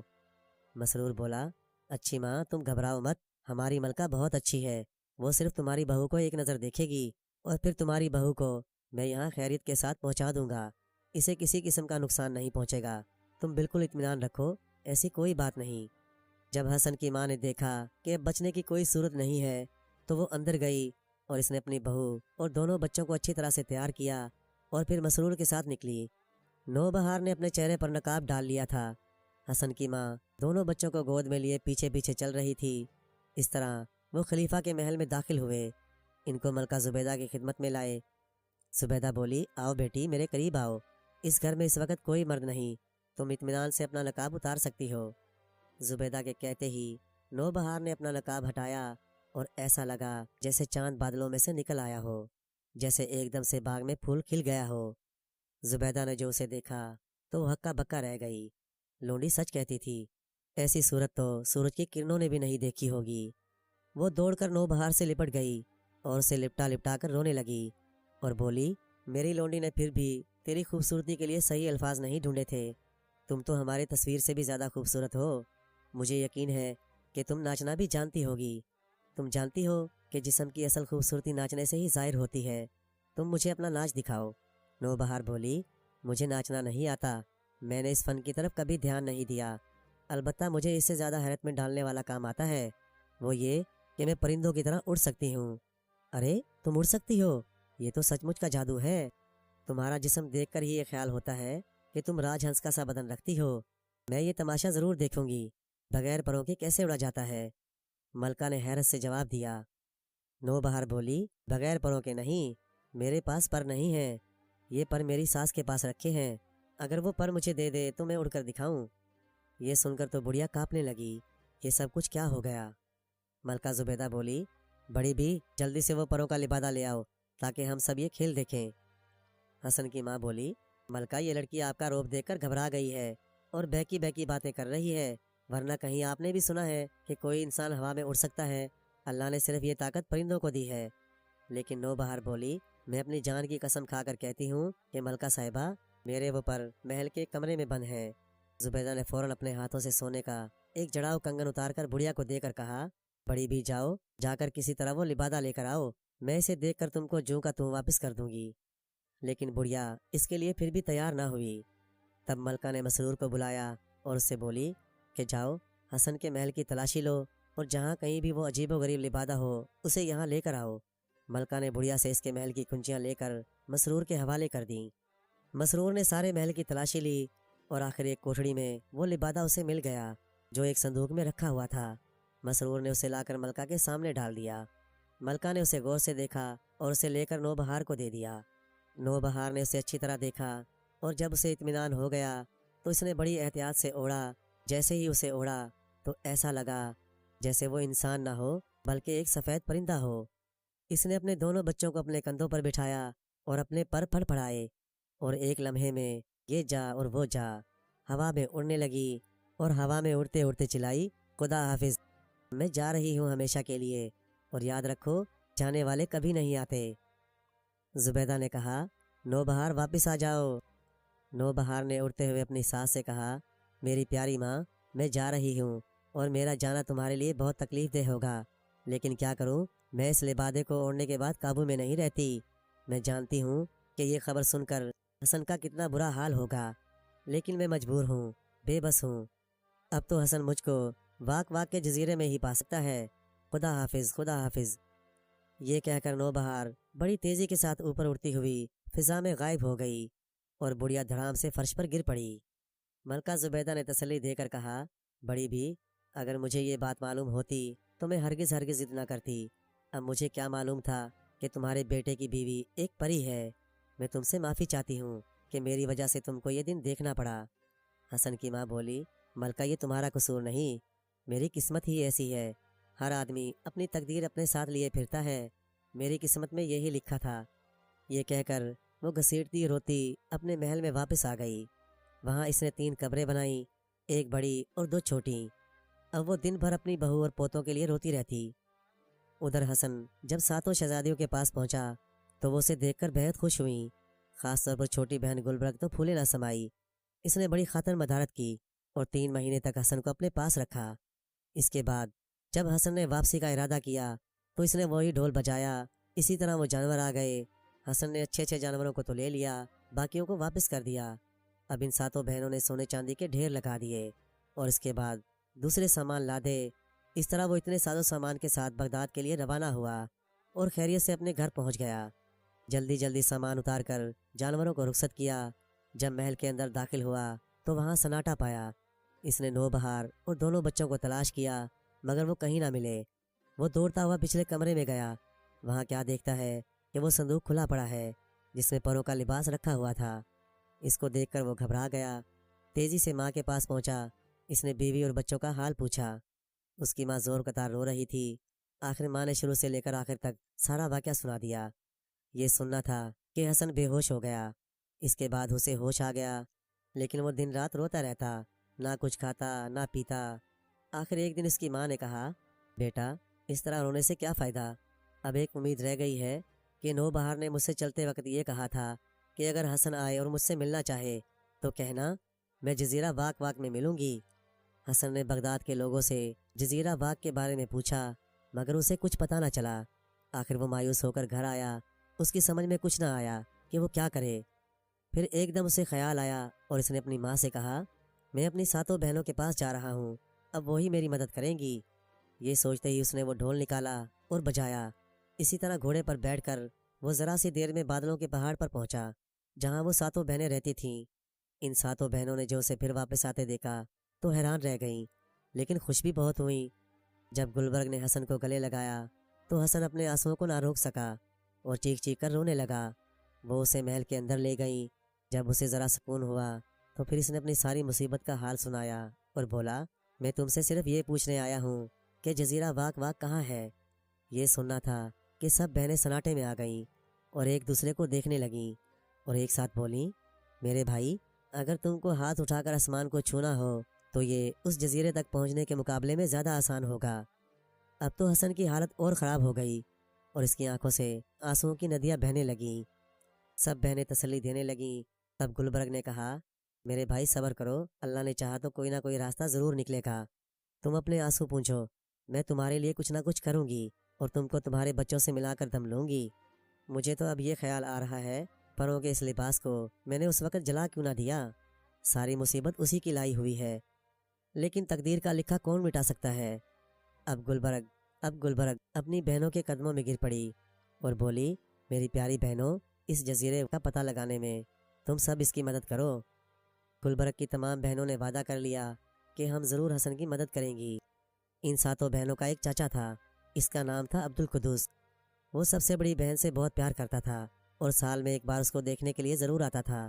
پچھلی بار جب وہ آیا تھا تو اس نے بڑی بہن کو تھیلی دی، اس میں کوئی سفوف تھا۔ عبدالقدوس نے کہا تھا، بیٹی جب تم کو کوئی پریشانی ہو تو ذرا سا سفوف آگ میں ڈال دینا، میں فوراً آ جاؤں گا۔ چنانچہ جب گلبرگ نے رو رو کر بہنوں سے مدد کے لیے کہا تو بڑی بہن بولی، گلبرگ میرے کمرے سے وہ سفوف کی تھیلی لاؤ جو مجھے چاچا نے دی تھی۔ گلبرگ نے وہ تھیلی لا کر دی۔ بڑی بہن نے اس میں سے تھوڑا سا سفوف نکالا اور اسے آگ پر ڈال دیا۔ ذرا سی دیر میں دھواں سا اٹھا اور عبدالقدوس ایک سفید ہاتھی پر بیٹھا ہوا وہاں پہنچ گیا اور بولا، میری بیٹی کہاں ہے؟ اس نے مجھے کیوں یاد کیا؟ بڑی بہن نے بڑے ادب سے سلام کیا اور بولی، آپ کو آئے ہوئے 1 سال ہو گیا تھا، دیکھنے کو بہت دل چاہ رہا تھا، اس لیے میں نے آپ کو یاد کیا ہے۔ عبدالقدوس بولا، میں کل آنے والا تھا، تمہارے یاد کرنے سے آج ہی آ گیا، لیکن مجھ سے کوئی بات مت چھپانا، اپنی پریشانی بتاؤ، میں تمہاری ہر بات ماننے کے لیے تیار ہوں۔ تب بڑی بہن نے حسن کا سارا حال بیان کیا اور کہا، کسی طرح ہمارے بھائی حسن کو جزیرے پر پہنچا دیجئے۔ یہ سنتے ہی عبدالقدوس نے اپنی انگلی دانتوں میں دبا لی اور چپ چاپ بیٹھ گیا۔ وہ تھوڑی دیر اسی طرح بیٹھا رہا اور پھر بولا، تم اپنے بھائی سے کہو اب رونے دھونے سے کوئی فائدہ نہیں، اس جزیرے پر پہنچنا بالکل ناممکن ہے۔ یہ سن کر تمام بہنیں خاموش ہو گئیں۔ گلبرگ باہر گئی اور حسن کو لے کر اندر آ گئی اور بولی، اچھے چاچا، آپ خود میرے بھائی حسن کو سمجھا دیجئے، شاید آپ کی بات کا کوئی اثر ہو۔ جب حسن شیخ کے سامنے آیا، پہلے تو اس نے شیخ کے ہاتھوں کو ادب سے چوما، پھر اس کے سامنے بیٹھ گیا۔ شیخ بولا، میرے بیٹے، جزیرہ واق واق جانے کا خیال چھوڑ دو، کیونکہ اگر جنات بھی تمہاری مدد کریں، ستارے اور سیارے تمہارا ساتھ دیں، تب بھی تم وہاں تک نہیں پہنچ سکتے، کیونکہ یہاں سے جزیرے کا فاصلہ 7 سمندر، 7 پہاڑ اور 7 وادیاں ہیں، اور یہ زمین کے دوسرے کونے پر ہیں، وہاں تک انسان ہرگز ہرگز نہیں پہنچ سکتا۔ میری تو رائے یہ ہے کہ تم اپنے گھر چلے جاؤ یا پھر اپنی بہنوں کے ساتھ بادلوں کے پہاڑ پر رہو۔ جیسے ہی حسن نے یہ سنا، اس نے بڑے زور کی چیخ ماری اور زمین پر بے ہوش ہو کر گر پڑا۔ اس کا یہ حال دیکھ کر ساتوں بہنیں رونے لگیں۔ جب اسے ہوش آیا تو وہ پھر رونے لگا اور ساتوں بہنوں کا بھی برا حال ہو گیا۔ یہ دیکھ کر شیخ نے کہا، اچھا تم سب خاموش ہو جاؤ۔ سب بہنیں خاموش ہو گئیں تو شیخ نے کہا، میرے بیٹے، ہمت سے کام لو، اللہ مدد کرے گا۔ دیکھو تمہاری مدد کے لیے کوئی ترکیب سوچتا ہوں، آؤ میرے ساتھ چلو۔ حسن کی جان میں جان آئی، وہ اٹھ کھڑا ہوا، وہ بہنوں سے رخصت ہوا۔ شیخ نے حسن کو سفید ہاتھی پر اپنے ساتھ بٹھایا۔ اس نے آہستہ سے ہاتھی کے کان میں کچھ کہا۔ اتنے میں کیا دیکھتا ہے کہ ہاتھی ہوا میں اڑنے لگا۔ اس کی رفتار آندھی اور طوفان سے زیادہ تیز تھی۔ وہ 3 دن اور 3 راتیں برابر اسی رفتار کے ساتھ اڑتا رہا، یہاں تک کہ ایک نیلے پہاڑ کی ایک نیلی چوٹی پر پہنچا۔ اس چوٹی پر ایک بڑا سا غار تھا جس پر ایک لوہے کا دروازہ تھا۔ اس نے دروازہ کھٹکھٹایا۔ اتنے میں ایک حبشی غلام تلوار کھینچے ہوئے آ نکلا۔ اس نے شیخ کو دیکھ کر تلوار نیچے کر لی اور اپنے ساتھ لے کر غار کے اندر آ گیا۔ حسن بھی پیچھے پیچھے تھا۔ اس طرح وہ تقریباً 2 میل پیدل چلے ہوں گے کہ ایک بہت بڑا قلعہ نظر آیا۔ اس کا پھاٹک سونے کا تھا۔ شیخ نے حسن سے کہا، تم یہاں ٹھہرو، میں آتا ہوں۔ 1 گھنٹے کے بعد وہ آیا تو اس کے ساتھ ایک نیلا گھوڑا تھا۔ اس نے حسن کو بٹھایا اور پھاٹک کے اندر داخل ہو گیا۔ ایک بڑا زبردست میدان نظر آیا۔ شیخ نے جب دیکھا کہ اب حسن اپنے ارادے پر جمع ہوا ہے تو اس نے ایک خط لکھ کر اس کو دیا اور کہا، اس خط کو اپنے پاس رکھو، یہ گھوڑا تم کالے پہاڑ کی کالی چوٹی پر لے جائے گا اور کالے غار کے سامنے تم کو اتار دے گا۔ تم گھوڑے کو اندر جانے دینا اور خود باہر انتظار کرنا۔ اس طرح 6 دن گزر جائیں گے۔ چھٹے دن ایک بوڑھا نکلے گا جو سر سے پیر تک کالا ہوگا، بس اس کی داڑھی سفید ہوگی۔ تم اس کے ہاتھوں کو چومنا اور پھر میرا یہ خط دے دینا۔ یہ میرے آقا شیخ علی ہیں، وہ تمہاری مدد کر سکیں گے۔ وہ خط لے کر اندر چلے جائیں گے۔ پھر 5 روز تک تم انتظار کرنا۔ چھٹے روز اگر وہ پھر آ گئے تو سمجھو تمہارا کام بن جائے گا، لیکن اگر کوئی غلام آئے اور تجھے مارنے کا ارادہ کرے تو پھر جان لے کہ تیری جان خطرے میں ہے۔ لیکن کیا کریں، جو لوگ بڑے کاموں اور بڑے مقصد کو لے کر آگے بڑھتے ہیں، ان کو خطروں کا سامنا تو کرنا پڑتا ہے۔ اگر اس طرح خطرے سے بچنا چاہتے ہو تو اب بھی وقت ہے، واپس چلے جاؤ۔ حسن بولا، میں مرنے سے نہیں ڈرتا ہوں، لیکن جس مقصد کو لے کر آگے بڑھا ہوں میں اس سے پیچھے نہیں ہٹ سکتا۔ جب شیخ نے دیکھا حسن اپنے ارادے کا پکا ہے تو اسے خدا حافظ کہہ کر رخصت کر دیا۔ یہ گھوڑا تیر کی طرح اڑتا چلا جا رہا تھا۔ 10 روز تک یہ گھوڑا ہوا میں اسی رفتار کے ساتھ اڑتا رہا، یہاں تک کہ کالے پہاڑ کا ایک سلسلہ نظر آیا۔ گھوڑا آہستہ آہستہ بڑھتا رہا، یہاں تک کہ غار کے دروازے پر پہنچ گیا۔ وہاں حسن اتر گیا اور گھوڑا اندر داخل ہو گیا۔ حسن 5 روز تک وہاں انتظار کرتا رہا۔ چھٹے دن اس غار میں سے ایک بوڑھا آدمی نکلا جو خود بھی کالا تھا اور کالا لباس پہنے ہوئے تھا۔ اس کی داڑھی دیکھ کر حسن پہچان گیا، اس کے ہاتھ کو چوما اور قدموں پر گر پڑا۔ بوڑھے نے حسن کو اٹھایا اور پوچھا، کیا بات ہے اور اپنا مقصد بیان کرو۔ حسن نے وہ خط بوڑھے کو دے دیا۔ وہ خط لے کر اندر چلا گیا۔ 5 روز اسی طرح گزر گئے۔ چھٹے دن یہ بوڑھا پھر نکلا۔ اس بار وہ سفید کپڑے پہنے ہوئے تھا۔ اس نے حسن کو اشارہ کیا اور حسن اس کے پیچھے پیچھے ہو لیا۔ اب وہ ایک بڑے کمرے میں داخل ہوئے۔ کمرے کے چاروں کونوں میں 4 زرین تخت بچھے ہوئے تھے اور ان پر 4 درویش بیٹھے ہوئے تھے۔ بوڑھے کو دیکھ کر سب اپنی اپنی جگہ پر کھڑے ہو گئے۔ شیخ علی نے حسن سے کہا، اپنی داستان ان سے بیان کرو۔ حسن پہلے تو بہت رویا، اس کی زبان سے الفاظ نہیں نکل رہے تھے۔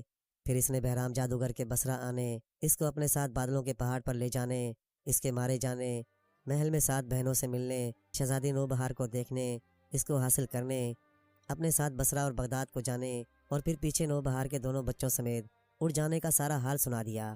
ان درویشوں نے کہا، ارے یہ تو وہی ہے جسے بہرام جادوگر اونٹ کی کھال میں رکھ کر لے گیا تھا اور پھر اس بدماش جادوگر کو بادلوں کے پہاڑ کے نیچے گرا کر مارا تھا۔ اے شیخ، یہ آپ کی ہمدردی اور رحم کا مستحق ہے۔ اس کی بیوی اور بچے اس سے الگ ہو گئے ہیں، اس کو ملا دیجئے۔ شیخ علی نے کہا، میرے عزیزو، یہ سچ ہے، لیکن تم خود جانتے ہو کہ جزیرہ واک واک تک پہنچنا کتنا مشکل ہے، جہاں قدم قدم پر پہرا ہے، اور میں نے قسم کھائی ہے کہ جزیرہ واک پر قدم نہیں رکھوں گا اور نہ وہاں کے معاملات میں دخل دوں گا۔ ان درویشوں نے ایک آواز ہو کر کہا، اے شیخ، آپ سچ کہتے ہیں، اپنے بیوی بچوں سے بچھڑا ہوا ہے۔ اسے ہمارے ساتھی اور آپ کے شاگرد عبدالقدوس نے بھیجا ہے۔ اس کی مدد کرنا ہمارا فرض ہے۔ حسن فوراً شیخ علی کے قدموں میں گر پڑا۔ اس نے شیخ کا دامن تھام لیا۔ شیخ پر بہت اثر ہوا اور شیخ بولے، ٹھیک ہے، میں تمہاری مدد کروں گا۔ میں نے ایسا نوجوان کبھی نہیں دیکھا جو اپنے ارادے کا اتنا پکا ہو۔ یہ سننا تھا کہ تمام لوگ خوش ہو گئے۔ حسن بھی بہت خوش ہوا۔ شیخ علی نے ذرا سا سر جھکا کر سوچا اور پھر بولا، سب سے پہلے تمہیں ایک چیز دیتا ہوں جس سے تم خطرے سے بچے رہو گے۔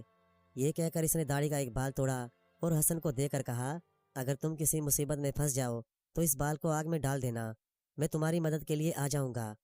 اس کے بعد شیخ علی نے اشارہ کیا جیسے کسی کو بلا رہے ہوں۔ ایک جن سامنے آیا۔ شیخ نے پوچھا، تمہارا نام کیا ہے؟ اس نے جواب دیا، میرا نام دنش ہے۔ علی نے اس کے کان میں کچھ کہا اور پھر حسن سے بولا، تم دنش کی پیٹھ پر بیٹھ جاؤ، یہ تمہیں بادلوں میں سے لیتا ہوا جائے گا اور پھر سفید کافور کی سرزمین پر پہنچا دے گا۔ یہاں پہنچ کر تم کو چھوڑ دے گا۔ اب تم کو پیدل چلنا ہوگا، اور جب تم سفید کافور کی سرزمین کے سرے پر پہنچو گے تو اس کے سامنے تم کو جزیرہ واک دکھائی دے گا۔ اس کے بعد اللہ تمہاری مدد کرے گا۔ حسن نے شیخ علی کا شکریہ ادا کیا اور جن کی کمر پر چڑھ گیا۔ جن بڑی تیزی سے ہوا میں اڑنا شروع کیا۔ 1 رات اور 1 دن کے سفر کے بعد وہ سفید کافور کی سرزمین پر پہنچے۔ جن نے حسن کو وہاں لے جا کر چھوڑ دیا اور خود غائب ہو گیا۔ اب حسن نے اپنا سفر پیدل شروع کیا۔ وہ چلتا رہا۔ چلتے چلتے اسے ایک ریگستان نظر آیا۔ اس ریگستان میں اسے ایک خیمہ نظر آیا۔ وہ خیمے کی طرف بڑھا، لیکن اس کے پاؤں میں کچھ آڑ سی محسوس ہوئی۔ دراصل وہ جس پر چل رہا تھا وہ ایک دیو تھا، اور جس کو وہ خیمہ سمجھ رہا تھا وہ دیو کا ایک کان تھا۔ دیو کو بہت غصہ آیا۔ وہ سوتے سوتے جاگ پڑا۔ اس نے جو پھونک ماری تو حسن اچھل کر ہوا میں اوپر جا پہنچا، اور پھر جب نیچے آیا تو دیو نے اسے دبوچ لیا اور اپنے ہاتھوں سے ایسے پکڑ لیا جیسے چڑیا کو کوئی پکڑتا ہے۔ حسن نے بہت کوشش کی کہ کسی طرح اس کے چنگل سے نکل جائے۔ حسن نے گڑ گڑاتے ہوئے کہا، خدا کے واسطے میرے اوپر رحم کرو، مجھے بچاؤ۔ دیو نے جب سنا تو اس نے سوچا، یہ تو بہت اچھے گانے کی آواز ہے، کیوں نہ میں اس کو اپنے بادشاہ کے سامنے لے جاؤں۔ یہ سوچ کر وہ اپنے بادشاہ کے پاس لے گیا اور بولا، بادشاہ سلامت، میں آپ کے پاس ایک چھوٹا سا جانور لایا ہوں۔ اس کی آواز بڑی باریک ہے اور خوب گاتا ہے۔ بادشاہ نے حسن کو اپنے ہاتھ سے چھوتے ہوئے کہا، گاؤ گاؤ اپنی باریک اور سریلی آواز میں۔ حسن کچھ نہ سمجھ سکا کہ وہ کیا کہہ رہا ہے۔ وہ تو یہی سمجھا کہ اب میرا آخری وقت ہے۔ اس نے چلانا شروع کر دیا، خدا کے لیے مجھے بچاؤ۔ دیو کا بادشاہ بہت خوش ہوا۔ وہ سمجھا کہ یہ گانا گا رہا ہے۔ اس نے دیو سے کہا، اس کو محل میں لے جا کر میری بیٹی کو دے دو اور اسے ایک پنجرے میں بند کر کے اس کے کمرے میں لٹکا دو تاکہ یہ گانا گا گا کر میری بیٹی کا دل بہلائے۔ دیو اسے محل میں لے گئے اور ایک بڑے سے پنجرے میں بند کر دیا۔ اس میں ایک کٹوری میں کھانا اور دوسرے میں پانی رکھ دیا۔ دیوزادی نے جب حسن کو دیکھا تو بہت خوش ہوئی۔ اس کے پاس آ کر اسے پیار سے کہنے لگی، اب تو وہ اسے بہت اچھا لگنے لگا ہے، وہ ہر دم اسے اپنے پاس رکھے گی، اس کو کبھی اپنے پاس سے الگ نہ کرے گی۔ حسن کا ڈھول بھی اس سے چھن گیا تھا اور وہ بال بھی، یہ دونوں اس نے اندر کمرے میں رکھوا دیے تھے۔ ایک دن وہ دیوزادی اسے پنجرے سے نکال کر اچھال اچھال کر کھیل رہی تھی کہ ایک دم اسے نیند آ گئی۔ حسن نے موقع غنیمت جانا اور جلدی سے وہاں پہنچ گیا جہاں یہ دونوں چیزیں رکھی تھیں۔ اس نے چپ چاپ بال کو جلایا۔ بال کا جلنا تھا کہ شیخ علی وہاں آ گئے۔ انہوں نے اس کا حال پوچھا۔ حسن نے رونا شروع کر دیا اور آخر تک کا سارا حال سنا دیا اور بولا مجھے اس قید سے نکال دو۔ شیخ بولا میرے عزیز اب بھی وقت ہے، تم نوبہار اور بچوں کا خیال چھوڑ دو اور میرے ساتھ واپس چلو۔ حسن بولا چاہے میری جان چلی جائے لیکن میں جب تک اپنے بیوی بچوں کو نہ دیکھ لوں میں چین سے نہیں بیٹھوں گا۔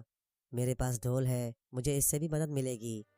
شیخ علی بولا اس جزیرے کی سب سے بڑی مشکل یہی ہے کہ وہاں سارے جادو بیکار ہو جاتے ہیں، بس اس جزیرے کے بادشاہ کا جادو چلتا ہے اور اس کے جادو کا ہم کچھ نہیں بگاڑ سکتے۔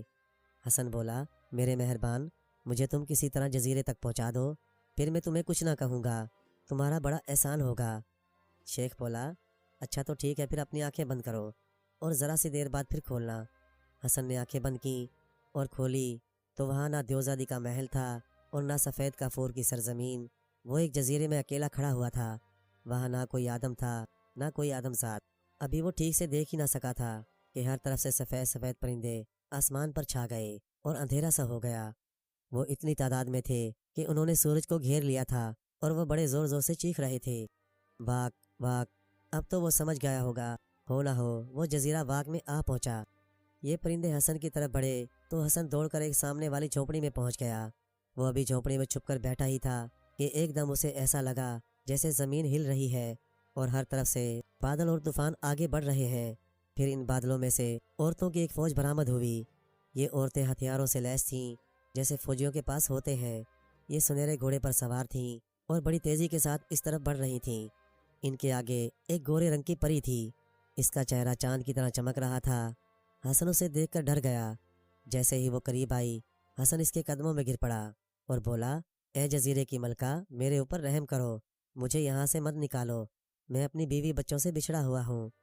پری اپنے گھوڑے پر سے اتر آئی، اس نے باقی فوج کو واپس جانے کا حکم دیا۔ اس نے اپنے لباس کو اس کی طرف کر دیا۔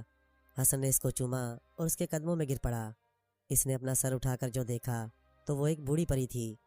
پری کو اس پر رحم آ گیا اور بولی تم پریشان مت ہو، لیکن میں چاہتی ہوں کہ کسی کو یہ پتہ نہ چلے کہ تم کون ہو، اس لیے بہتر ہے کہ تم بھی میرے اور میرے سپاہیوں کی طرح لباس پہن لو، پھر تمہیں کوئی نہ پہچان سکے گا، پھر میں تمہاری کہانی سنوں گی۔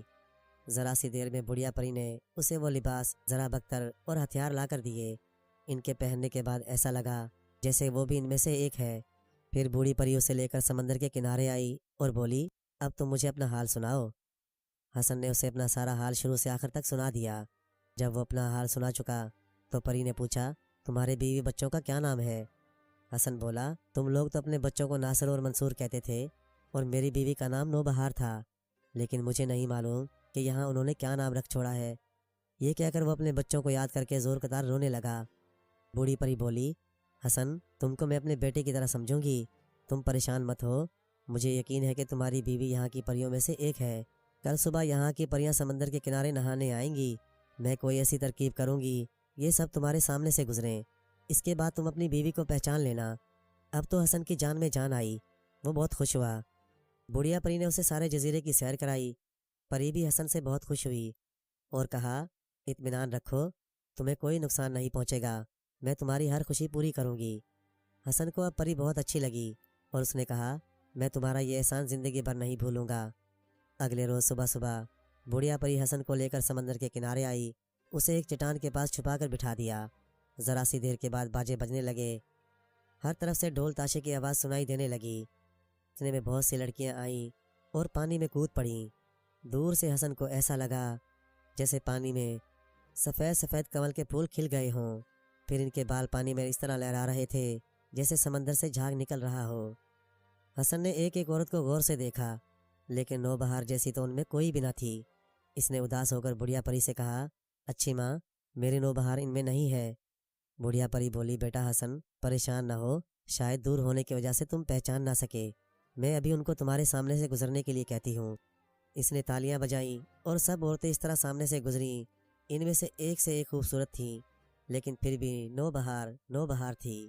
اس نے مایوس ہو کر بڑھیا سے کہا اماں سچ مچ میری نوبہار ان میں سے نہیں ہے۔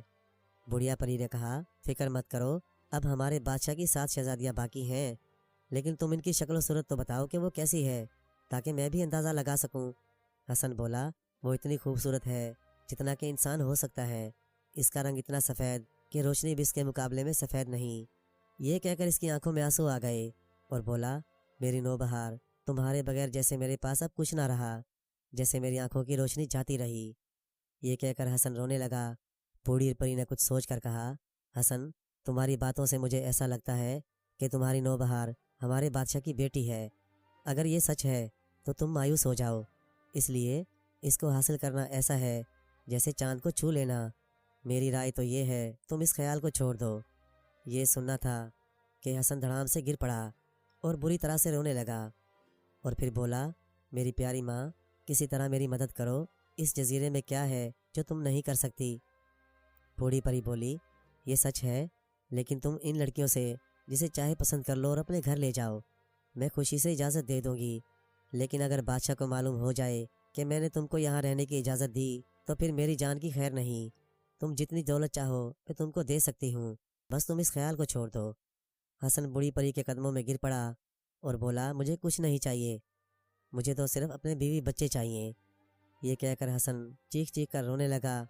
بڑھیا پری کو حسن پر ترس آ گیا، اس نے اپنے ہاتھوں سے اٹھایا اور بولی، تم پریشان نہ ہو، اب تو چاہے میری جان چلی جائے میں تمہاری مدد ضرور کروں گی۔ جزیرہ باغ کوئی ایک جزیرہ نہیں، یہ 7 جزیروں سے مل کر بنتا ہے۔ ہر جزیرے میں بادشاہ کی ایک لڑکی حکومت کرتی ہے۔ میرے اس جزیرے پر بادشاہ کی سب سے بڑی لڑکی نور الہدا کی حکومت ہے۔ میں ابھی جا کر اسے تمہارے بارے میں بات کرتی ہوں، اب تم اپنے آنسو پوچھ ڈالو۔ یہ کہہ کر شہزادی نور الہدا کے دربار میں گئی اور آداب بجا کر بولی، شہزادی صاحبہ، اگر اجازت ہو تو کچھ عرض کروں؟ شہزادی بولی، ضرور، اگر کوئی فرمائش ہو تو ضرور پوری کی جائے گی۔ بڑھیا پری بولی، شہزادی صاحبہ، آج مجھے ایک خوبصورت نوجوان ملا جسے سمندر کی لہروں نے کنارے پر لا کر چھوڑ دیا۔ میں نے اپنی زندگی میں اتنا خوبصورت انسان نہیں دیکھا۔ وہ اپنی بیوی بچوں کو ڈھونڈتا ہوا یہاں پہنچا ہے۔ وہ اپنی بیوی کی جو پہچان بتاتا ہے، اس سے مجھے آپ اور آپ کی بہنوں کا خیال آتا ہے۔ یہ سننا تھا کہ شہزادی آگ بگولا ہو گئی اور بولی، شیطان کی خالہ، بتا، تو نے ایک انسان کو کیسے اس جزیرے میں داخل ہونے دیا؟ میرا جی چاہتا ہے کہ اسی وقت تیرا خون پی جاؤں اور تیری ہڈیاں چبا ڈالوں، لیکن تو نے میری خدمت کی ہے، اس لیے میں تجھے کچھ نہیں کہتی۔ یہ سننا تھا کہ بڑھیا پری تھر تھر کانپنے لگی اور شہزادی بولی، کیا تجھے معلوم نہیں کہ بادشاہ کا حکم ہے کہ اس زمین پر کوئی انسان قدم نہ رکھے؟ پھر تو کیسی حفاظت کرتی ہے کہ تیرے ہوتے ہوئے کسی آدمی کی یہ ہمت ہو کہ وہ زندہ سلامت یہاں چلے پھرے؟ میرا باپ سنے گا تو کیا کہے گا؟ بہتر ہے اسی وقت اس کو میرے سامنے حاضر کرو، میں اپنے سامنے اس کی کھال کھنچواؤں گی۔ بڑھیا پری تیزی کے ساتھ حسن کے پاس پہنچی اور بولی، حسن، تو میرے سمجھانے سے نہیں مانا، اب بتا میں تیری جان کیسے بچاؤں؟ شہزادی نے تجھے فوراً بلایا ہے۔ یہ کہہ کر اس کو سمجھاتی ہوئی شہزادی کے پاس لے گئی۔ بڑھیا پری راستے بھر حسن کو سمجھاتی رہی کہ شہزادی سے بات کیسے کرے۔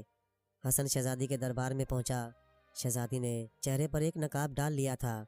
حسن نے جا کر اس کے قدموں کو چوما، اس کے سامنے گڑ گڑانے لگا۔ شہزادی نے بڑھیا پری کو اشارہ کیا کہ اس کا حال پوچھے۔ بڑھیا پری بولی، پردیسی، شہزادی تمہارا نام اور پتہ پوچھتی ہیں اور تمہاری بیوی بچوں کے بارے میں جاننا چاہتی ہیں۔ حسن بولا، اے ملکہ عالم، میرا نام حسن ہے، میں بصرہ کا رہنے والا ہوں۔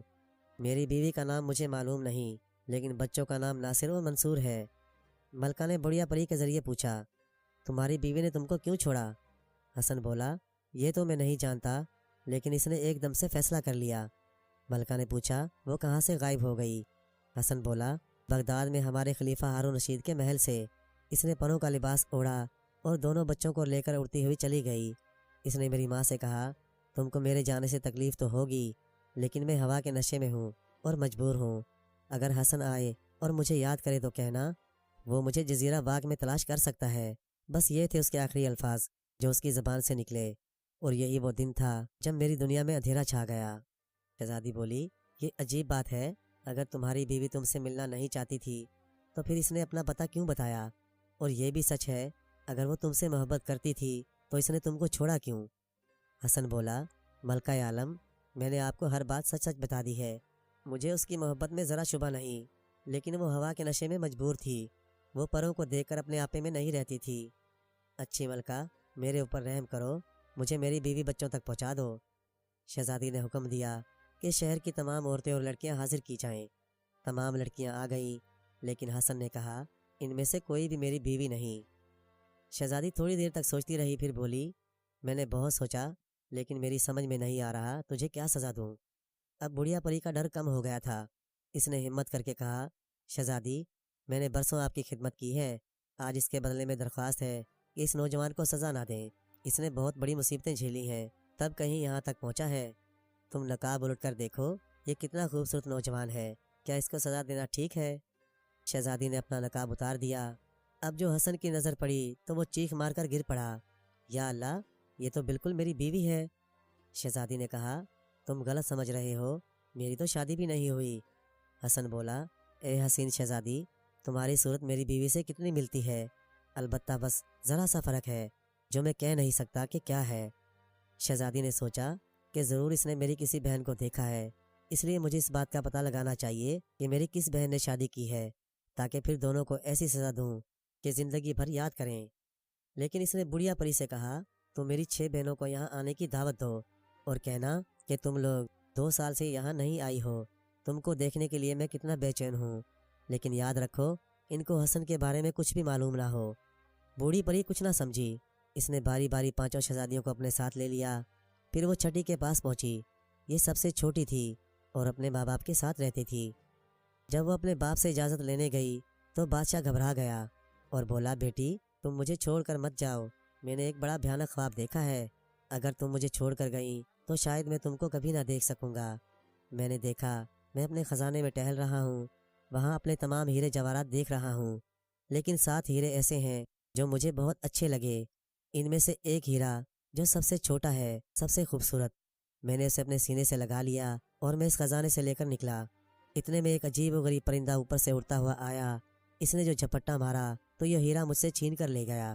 جب میری آنکھ کھلی تو میں نے سیانوں کو بلایا اور ان سے پوچھا اس خواب کی تعبیر بتاؤ، جانتی ہو اس کا کیا مطلب بتایا؟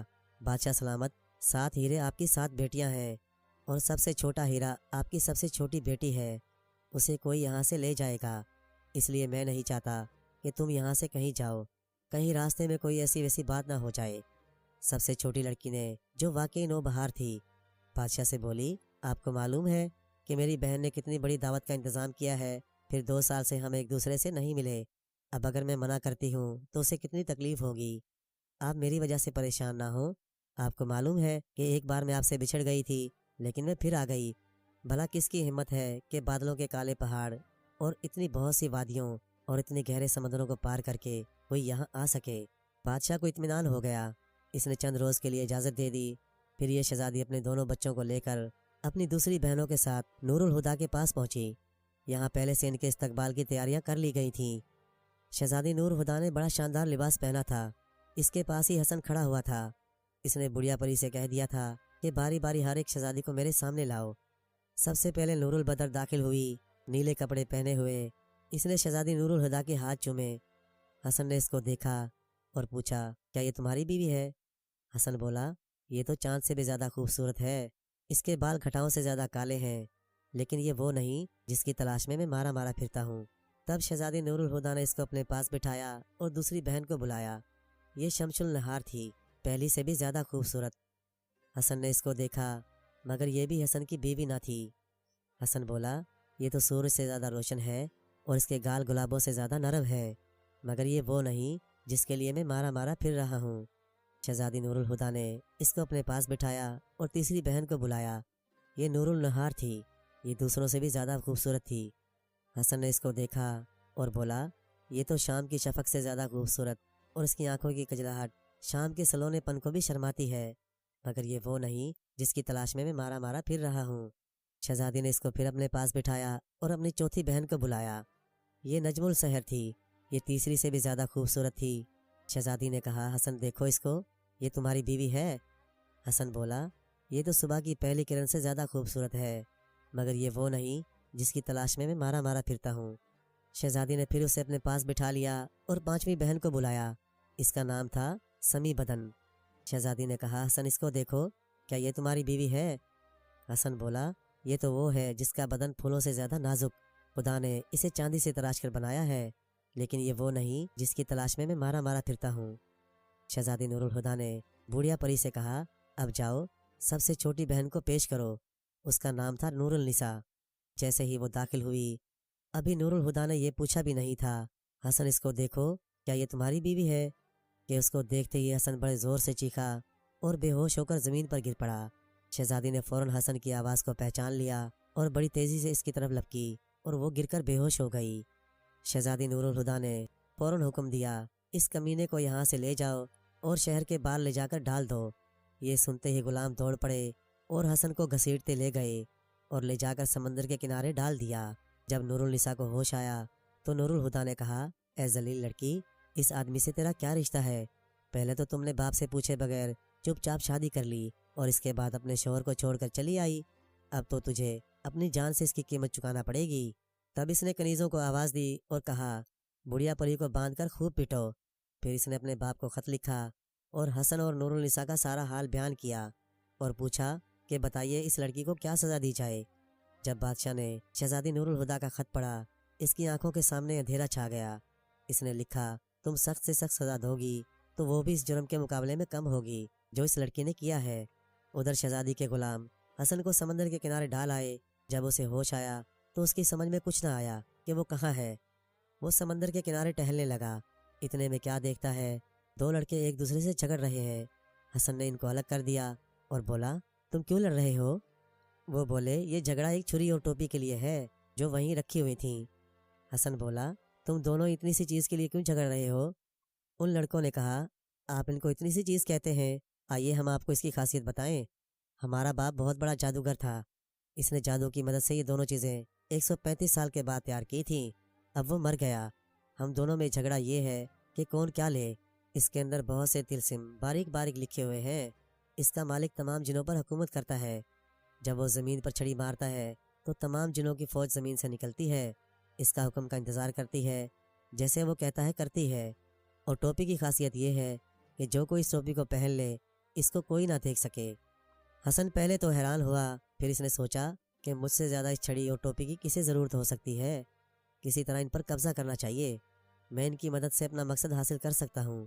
چنانچہ اس نے لڑکوں سے کہا، اچھا میں ایک ترکیب کرتا ہوں، میں ایک کنگری پھینکوں گا، جو کوئی اسے لے کر پہلے آئے گا اس کو یہ چھڑی دوں گا اور دوسرے کو ٹوپی۔ دونوں لڑکے راضی ہو گئے۔ حسن نے ایک کنگری اٹھا کر پھینکی، وہ دونوں کنگری لانے کے لیے دوڑ پڑے۔ حسن نے فوراً سر پر ٹوپی پہن لی اور اوڑھ لی اور چھڑی کو اپنے ہاتھ میں لے لیا اور دوسری طرف جا کر کھڑا ہو گیا۔ جب لڑکے واپس آئے تو انہیں کوئی آدمی نظر نہیں آیا۔ انہوں نے کہا، وہ آدمی کہاں گیا جس نے ہمارا فیصلہ کرنا تھا؟ حسن قریب ہی کھڑا تھا۔ اب اسے یقین آ گیا کہ ان میں یہ خاصیت ہے اور حسن وہاں سے آگے بڑھ گیا۔ اس نے سوچا کہ شہر میں جانا چاہیے اور سب سے پہلے بڑھیا پری کو دیکھنا چاہیے کہ وہ کس حال میں ہے۔ وہ ٹوپی پہنے اس محل میں داخل ہوا جس میں وہ قید تھی۔ حسن نے دیکھا بیچاری ایک زنجیر سے بندھی پڑی ہے۔ اس نے جان بوجھ کر چینی کا برتن گرا کر توڑا۔ بڑھیا ڈر گئی اور بولی، حضرت سلیمان کی قسم بتاؤ تم کون ہو؟ حسن بولا، میں کوئی جنزاد یا دو نہیں ہوں، میں تمہارا بیٹا حسن ہوں جس کی وجہ سے تم اس مصیبت میں پھنسی ہو۔ میں تم کو چھڑانے کے لیے آیا ہوں۔ یہ کہہ کر اس نے ٹوپی اتار دی تو بڑھیا نے اسے دیکھ لیا۔ بڑھیا پری بولی، بیٹا حسن تم یہاں سے بھاگ جاؤ، تمہیں معلوم نہیں کہ شہزادی نور الہدا تمہاری تلاش میں ماری ماری پھر رہی ہے۔ اس کے غلام تمہیں جہاں پائیں گے جان سے مار دیں گے، تمہاری جان خطرے میں ہے، بس تم بھاگ جاؤ، وہ تمہاری بیوی کو بھی مارنا چاہتے ہیں۔ حسن نے کہا، تم اب زیادہ وقت مت برباد کرو، یہ جادو کی ٹوپی ہمارے کام آئے گی۔ یہ کہہ کر اس نے بڑھیا پری کو ٹوپی میں چھپا لیا۔ بڑھیا پری بولی، یہاں سے جلدی چلو، میں تم کو تمہاری بیوی اور بچوں کے پاس لے چلوں، اس لیے کہ ان کی جان بھی خطرے میں ہے۔ یہ کہہ کر اسے ایک کوٹھری میں لے گئی جہاں نو بہار بندھی ہوئی پڑی تھی۔ حسن نے اندر جا کر جو اس کو اس حال میں دیکھا تو پریشان ہو گیا۔ وہ لڑکوں کے پاس گیا اور ٹوپی اتار دی۔ لڑکوں نے جو باپ کو دیکھا تو اس کو فوراً پہچان لیا اور بڑے خوش ہوئے۔ ماں نے کہا، کیا بات ہے؟ حسن نے جلدی سے ٹوپی پہن لی۔ حسن اور نو بہار یہ باتیں کر ہی رہے تھے کہ اسی وقت شہزادی نور الہدا ادھر آ نکلی۔ اس نے کوٹھڑی میں جو یہ آوازیں سنی تو وہ وہاں آ گئی۔ حسن نے اسے دیکھ کر جلدی سے ٹوپی اوڑھ لی اور نور الہدا کی نظر سے اوجھل ہو گیا۔ اس نے بڑے غصے سے نو بہار سے پوچھا، ارے چڑیل، بتا تو کس سے باتیں کر رہی تھی؟ وہ بولی، ان دونوں بچوں کے علاوہ یہاں کون ہے جس سے میں باتیں کر سکتی؟ شہزادی نور الہدا غصے میں تو تھی ہی۔ اس نے اس کے 2-3 چانٹے مارے اور کنیز سے کہا، اس کو لے جا کر دوسرے کمرے میں ڈال دو۔ کنیز اس کو دوسرے کمرے میں لے گئی تو حسن بھی ان کے پیچھے پیچھے اس کمرے میں داخل ہو گیا۔ یہ بیچاری وہاں زور قطار رو رہی تھی۔ حسن نے جب دیکھا وہاں کوئی نہیں ہے تو اس نے سر سے ٹوپی اتار دی۔ شہزادی نوبہار اور دونوں بچے اسے دیکھ کر بہت خوش ہوئے۔ شہزادی نے کہا، تو نے دیکھا کہ میری بہن میرے ساتھ کیا سلوک کر رہی ہے، اس لیے کہتی ہوں کہ تو بھی یہاں سے جان بچا کر نکل جا۔ تو یہاں کے خطروں سے واقف نہیں ہے، میری جان تو جائے گی، تو میری وجہ سے اپنی جان خطرے میں کیوں ڈالتا ہے؟ اگر میری بات نہیں مانے گا تو اپنا انجام بھی دیکھ لینا۔ یہ کہہ کر وہ رونے لگی۔ رات کو جب تمام کنیزیں سو گئیں تو یہ بیوی بچوں کو لے کر محل سے باہر نکلا، لیکن دیکھتا ہے کہ محل کا پھاٹک بند ہے۔ یہ دیکھ کر وہ دونوں پریشان ہو گئے، لیکن کریں تو کریں کیا کریں۔ ابھی وہ اسی پریشانی میں تھے کہ انہیں پھاٹک کے باہر ایک آواز سنائی دی۔ وہ پہچان گئے کہ یہ آواز اسی بڑھیا کی تھی۔ وہ بولی، تم لوگ جلدی سے باہر آ جاؤ، میں پھاٹک کھول رہی ہوں۔ حسن نے کہا، ماں تمہارا ہم پر بڑا احسان ہے، اسے ہم زندگی بھر نہیں بھول سکیں گے۔ بوڑھی پری نے کہا، یہ وقت باتیں کرنے کا نہیں ہے، تم فوراً باہر جاؤ، وقت خراب مت کرو۔ اب جو وہ باہر نکلے تو کیا دیکھتے ہیں کہ بوڑھیا پری ایک مٹی کے مٹکے پر بیٹھی ہوئی ہے۔ حسن اپنی بیوی بچوں کے ساتھ اس مٹکے پر بیٹھ کر شہر کو پار کر گیا۔ جیسے ہی وہ شہر سے باہر آیا، حسن نے اپنی چھڑی کو زمین پر مارا۔ ایک دم سے زمین پھٹ گئی اور 7 دیوزادے نکلے اور ایک ساتھ کہا، اے خواجہ کیا حکم ہے، ہم آپ کے فرما بردار ہیں۔ حسن نے کہا، میں چاہتا ہوں تم لوگ ہمیں بغداد پہنچا دو۔ دیوزادوں نے سر جھکا لیا۔ حسن نے کہا، تم سب خاموش کیوں ہو گئے؟ وہ جن زادے بولے، دراصل ہم نے حضرت سلیمان علیہ السلام کے زمانے میں قسم کھائی تھی کہ ہم انسان کو کبھی اپنے کندھوں پر نہیں بٹھائیں گے، اور ہم نے آج تک اس قسم کو نہیں توڑا۔ اس کے باوجود ہم تم کو آتشی گھوڑوں کے ذریعے تم جہاں کہو گے وہاں پہنچا دیں گے، لیکن ہم کوشش کریں گے کہ آپ کو جلدی سے جلدی پہنچا دیں۔ یہ کہہ کر وہ غائب ہو گئے اور ذرا سی دیر میں 3 عجیب و غریب گھوڑے لے کر آ گئے۔ حسن، نوبہار اور بڑھیا پری دونوں بچوں کے ساتھ گھوڑوں پر سوار ہوئے اور یہ گھوڑے ہوا سے باتیں کرنے لگے۔ اسی طرح کئی دن گزر گئے۔ کیا دیکھتے ہیں کہ سامنے ایک غبار سا آ رہا ہے۔ جب بادل چھٹے تو ایک جن دکھائی دیا جس کا سر ایک گنبد کا سا تھا اور دانت سوکھے پیڑ کی شاخوں کی طرح تھے اور منہ غار کی مانند تھا۔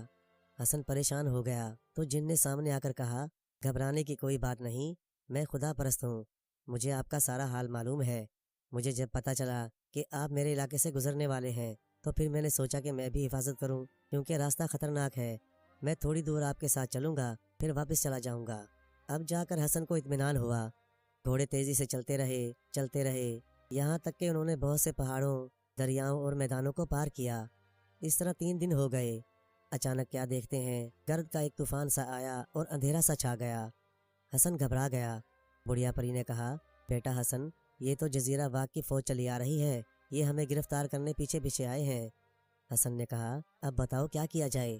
بڑھیا پری بولی، تم اپنی چھڑی زمین پر مارو۔ اس نے جیسے ہی زمین پر چھڑی ماری، جنوں کے بادشاہ آ گئے۔ انہوں نے کہا، آپ پریشان نہ ہوں، اپنے ساتھیوں کے ساتھ پہاڑ کی بلندی پر ٹھہر جائیں، ہم لوگ ان سے مقابلہ کرتے ہیں۔ یہ لشکر شہزادی نور الہدا کا ہے اور آپ کا سارا حال معلوم ہے۔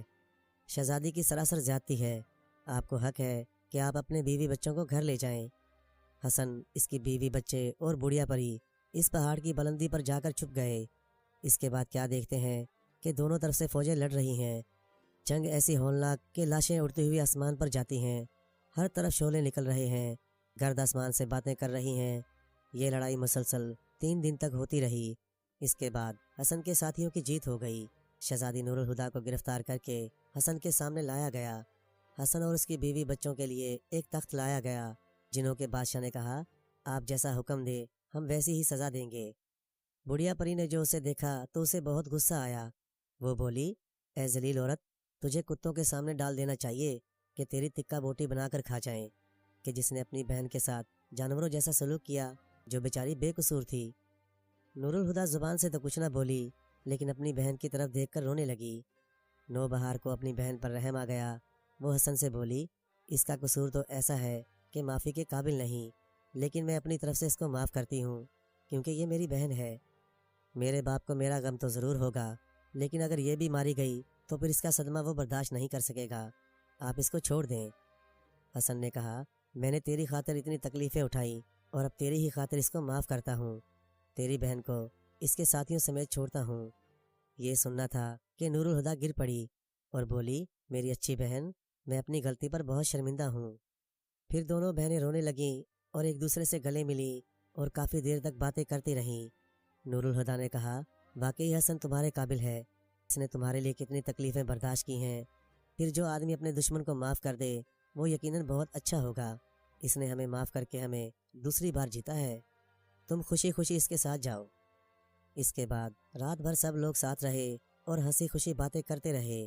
حسن اور نور الہدیٰ میں بھی بڑی دوستی ہو گئی۔ بڑھیا پری اور شہزادی نور الہدیٰ بھی ایک دوسرے سے گھل مل گئیں۔ پھر شہزادی نور الہدیٰ بڑھیا پری کو اپنے ساتھ لے گئی۔ اب حسن، شہزادی نوبہار اور دونوں بچے پھر سفر پر روانہ ہو گئے۔ مہینوں کے سفر کے بعد انہیں کالے پہاڑوں کا ایک سلسلہ نظر آیا۔ حسن کو ایک دم سے شیخ علی کا خیال آ گیا۔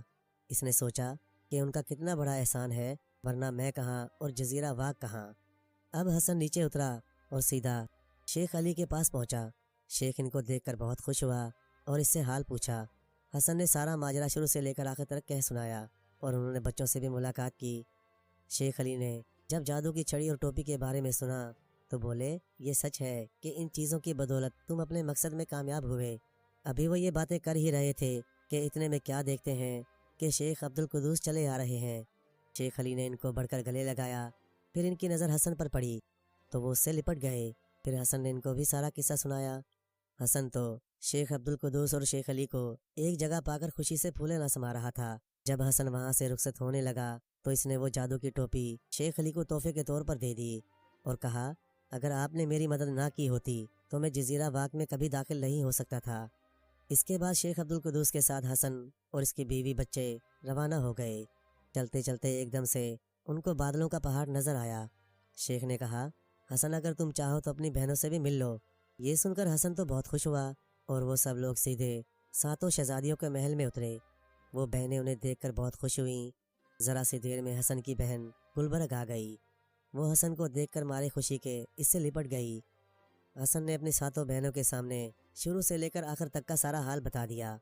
گلبرگ نے بچوں کو بہت پیار کیا، پھر ان کی خاطر مدارت کی۔ حسن 10 روز تک اپنی ساتوں بہنوں کے پاس رہے۔ یہ دن اس طرح گزرے کہ گویا عید کے دن تھے۔ 10 روز کے بعد پھر سفر کا سلسلہ شروع ہوا۔ شیخ عبدالقدوس جب واپس جانے لگے تو حسن نے جادو کی چھڑی بھی ان کے حوالے کر دی۔ گلبرگ نے حسن کو بہت سے ہیرے جواہرات دیے اور اس طرح وہ وہاں سے رخصت ہو گئے۔ وہاں سے سیدھا بغداد پہنچے۔ گھر پہنچ کر حسن نے ماں کو آواز دی۔ اس کی آنکھیں روتے روتے خراب ہو گئی تھیں۔ انہوں نے جو آواز سنی تو کہا، کون ہے؟ حسن بولا، ماں تیرا بیٹا، تیری بہو اور تیرے پوتے آئے ہیں۔ یہ سننا تھا کہ بڑھیا نے جلدی جلدی دروازہ کھولا۔ اپنے بیٹے، بہو اور بچوں کو دیکھ کر وہ ایک دم سے بے ہوش ہو کر گر پڑی۔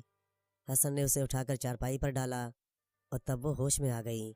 اب تو سب ہنسی خوشی رہنے لگے۔ البتہ سب لوگ سال میں ایک بار بادلوں کے پہاڑ پر جاتے تھے۔ گلبرگ ان کو دیکھ کر پھولے نہ سماتی، آخر حسن کی بہن جو تھی۔ اس طرح ان کے دن ہنسی خوشی گزرتے رہے۔ اب نوبہار بھی اپنے پروں والے لباس کو بھول گئی۔ وہ تو بس اپنے شوہر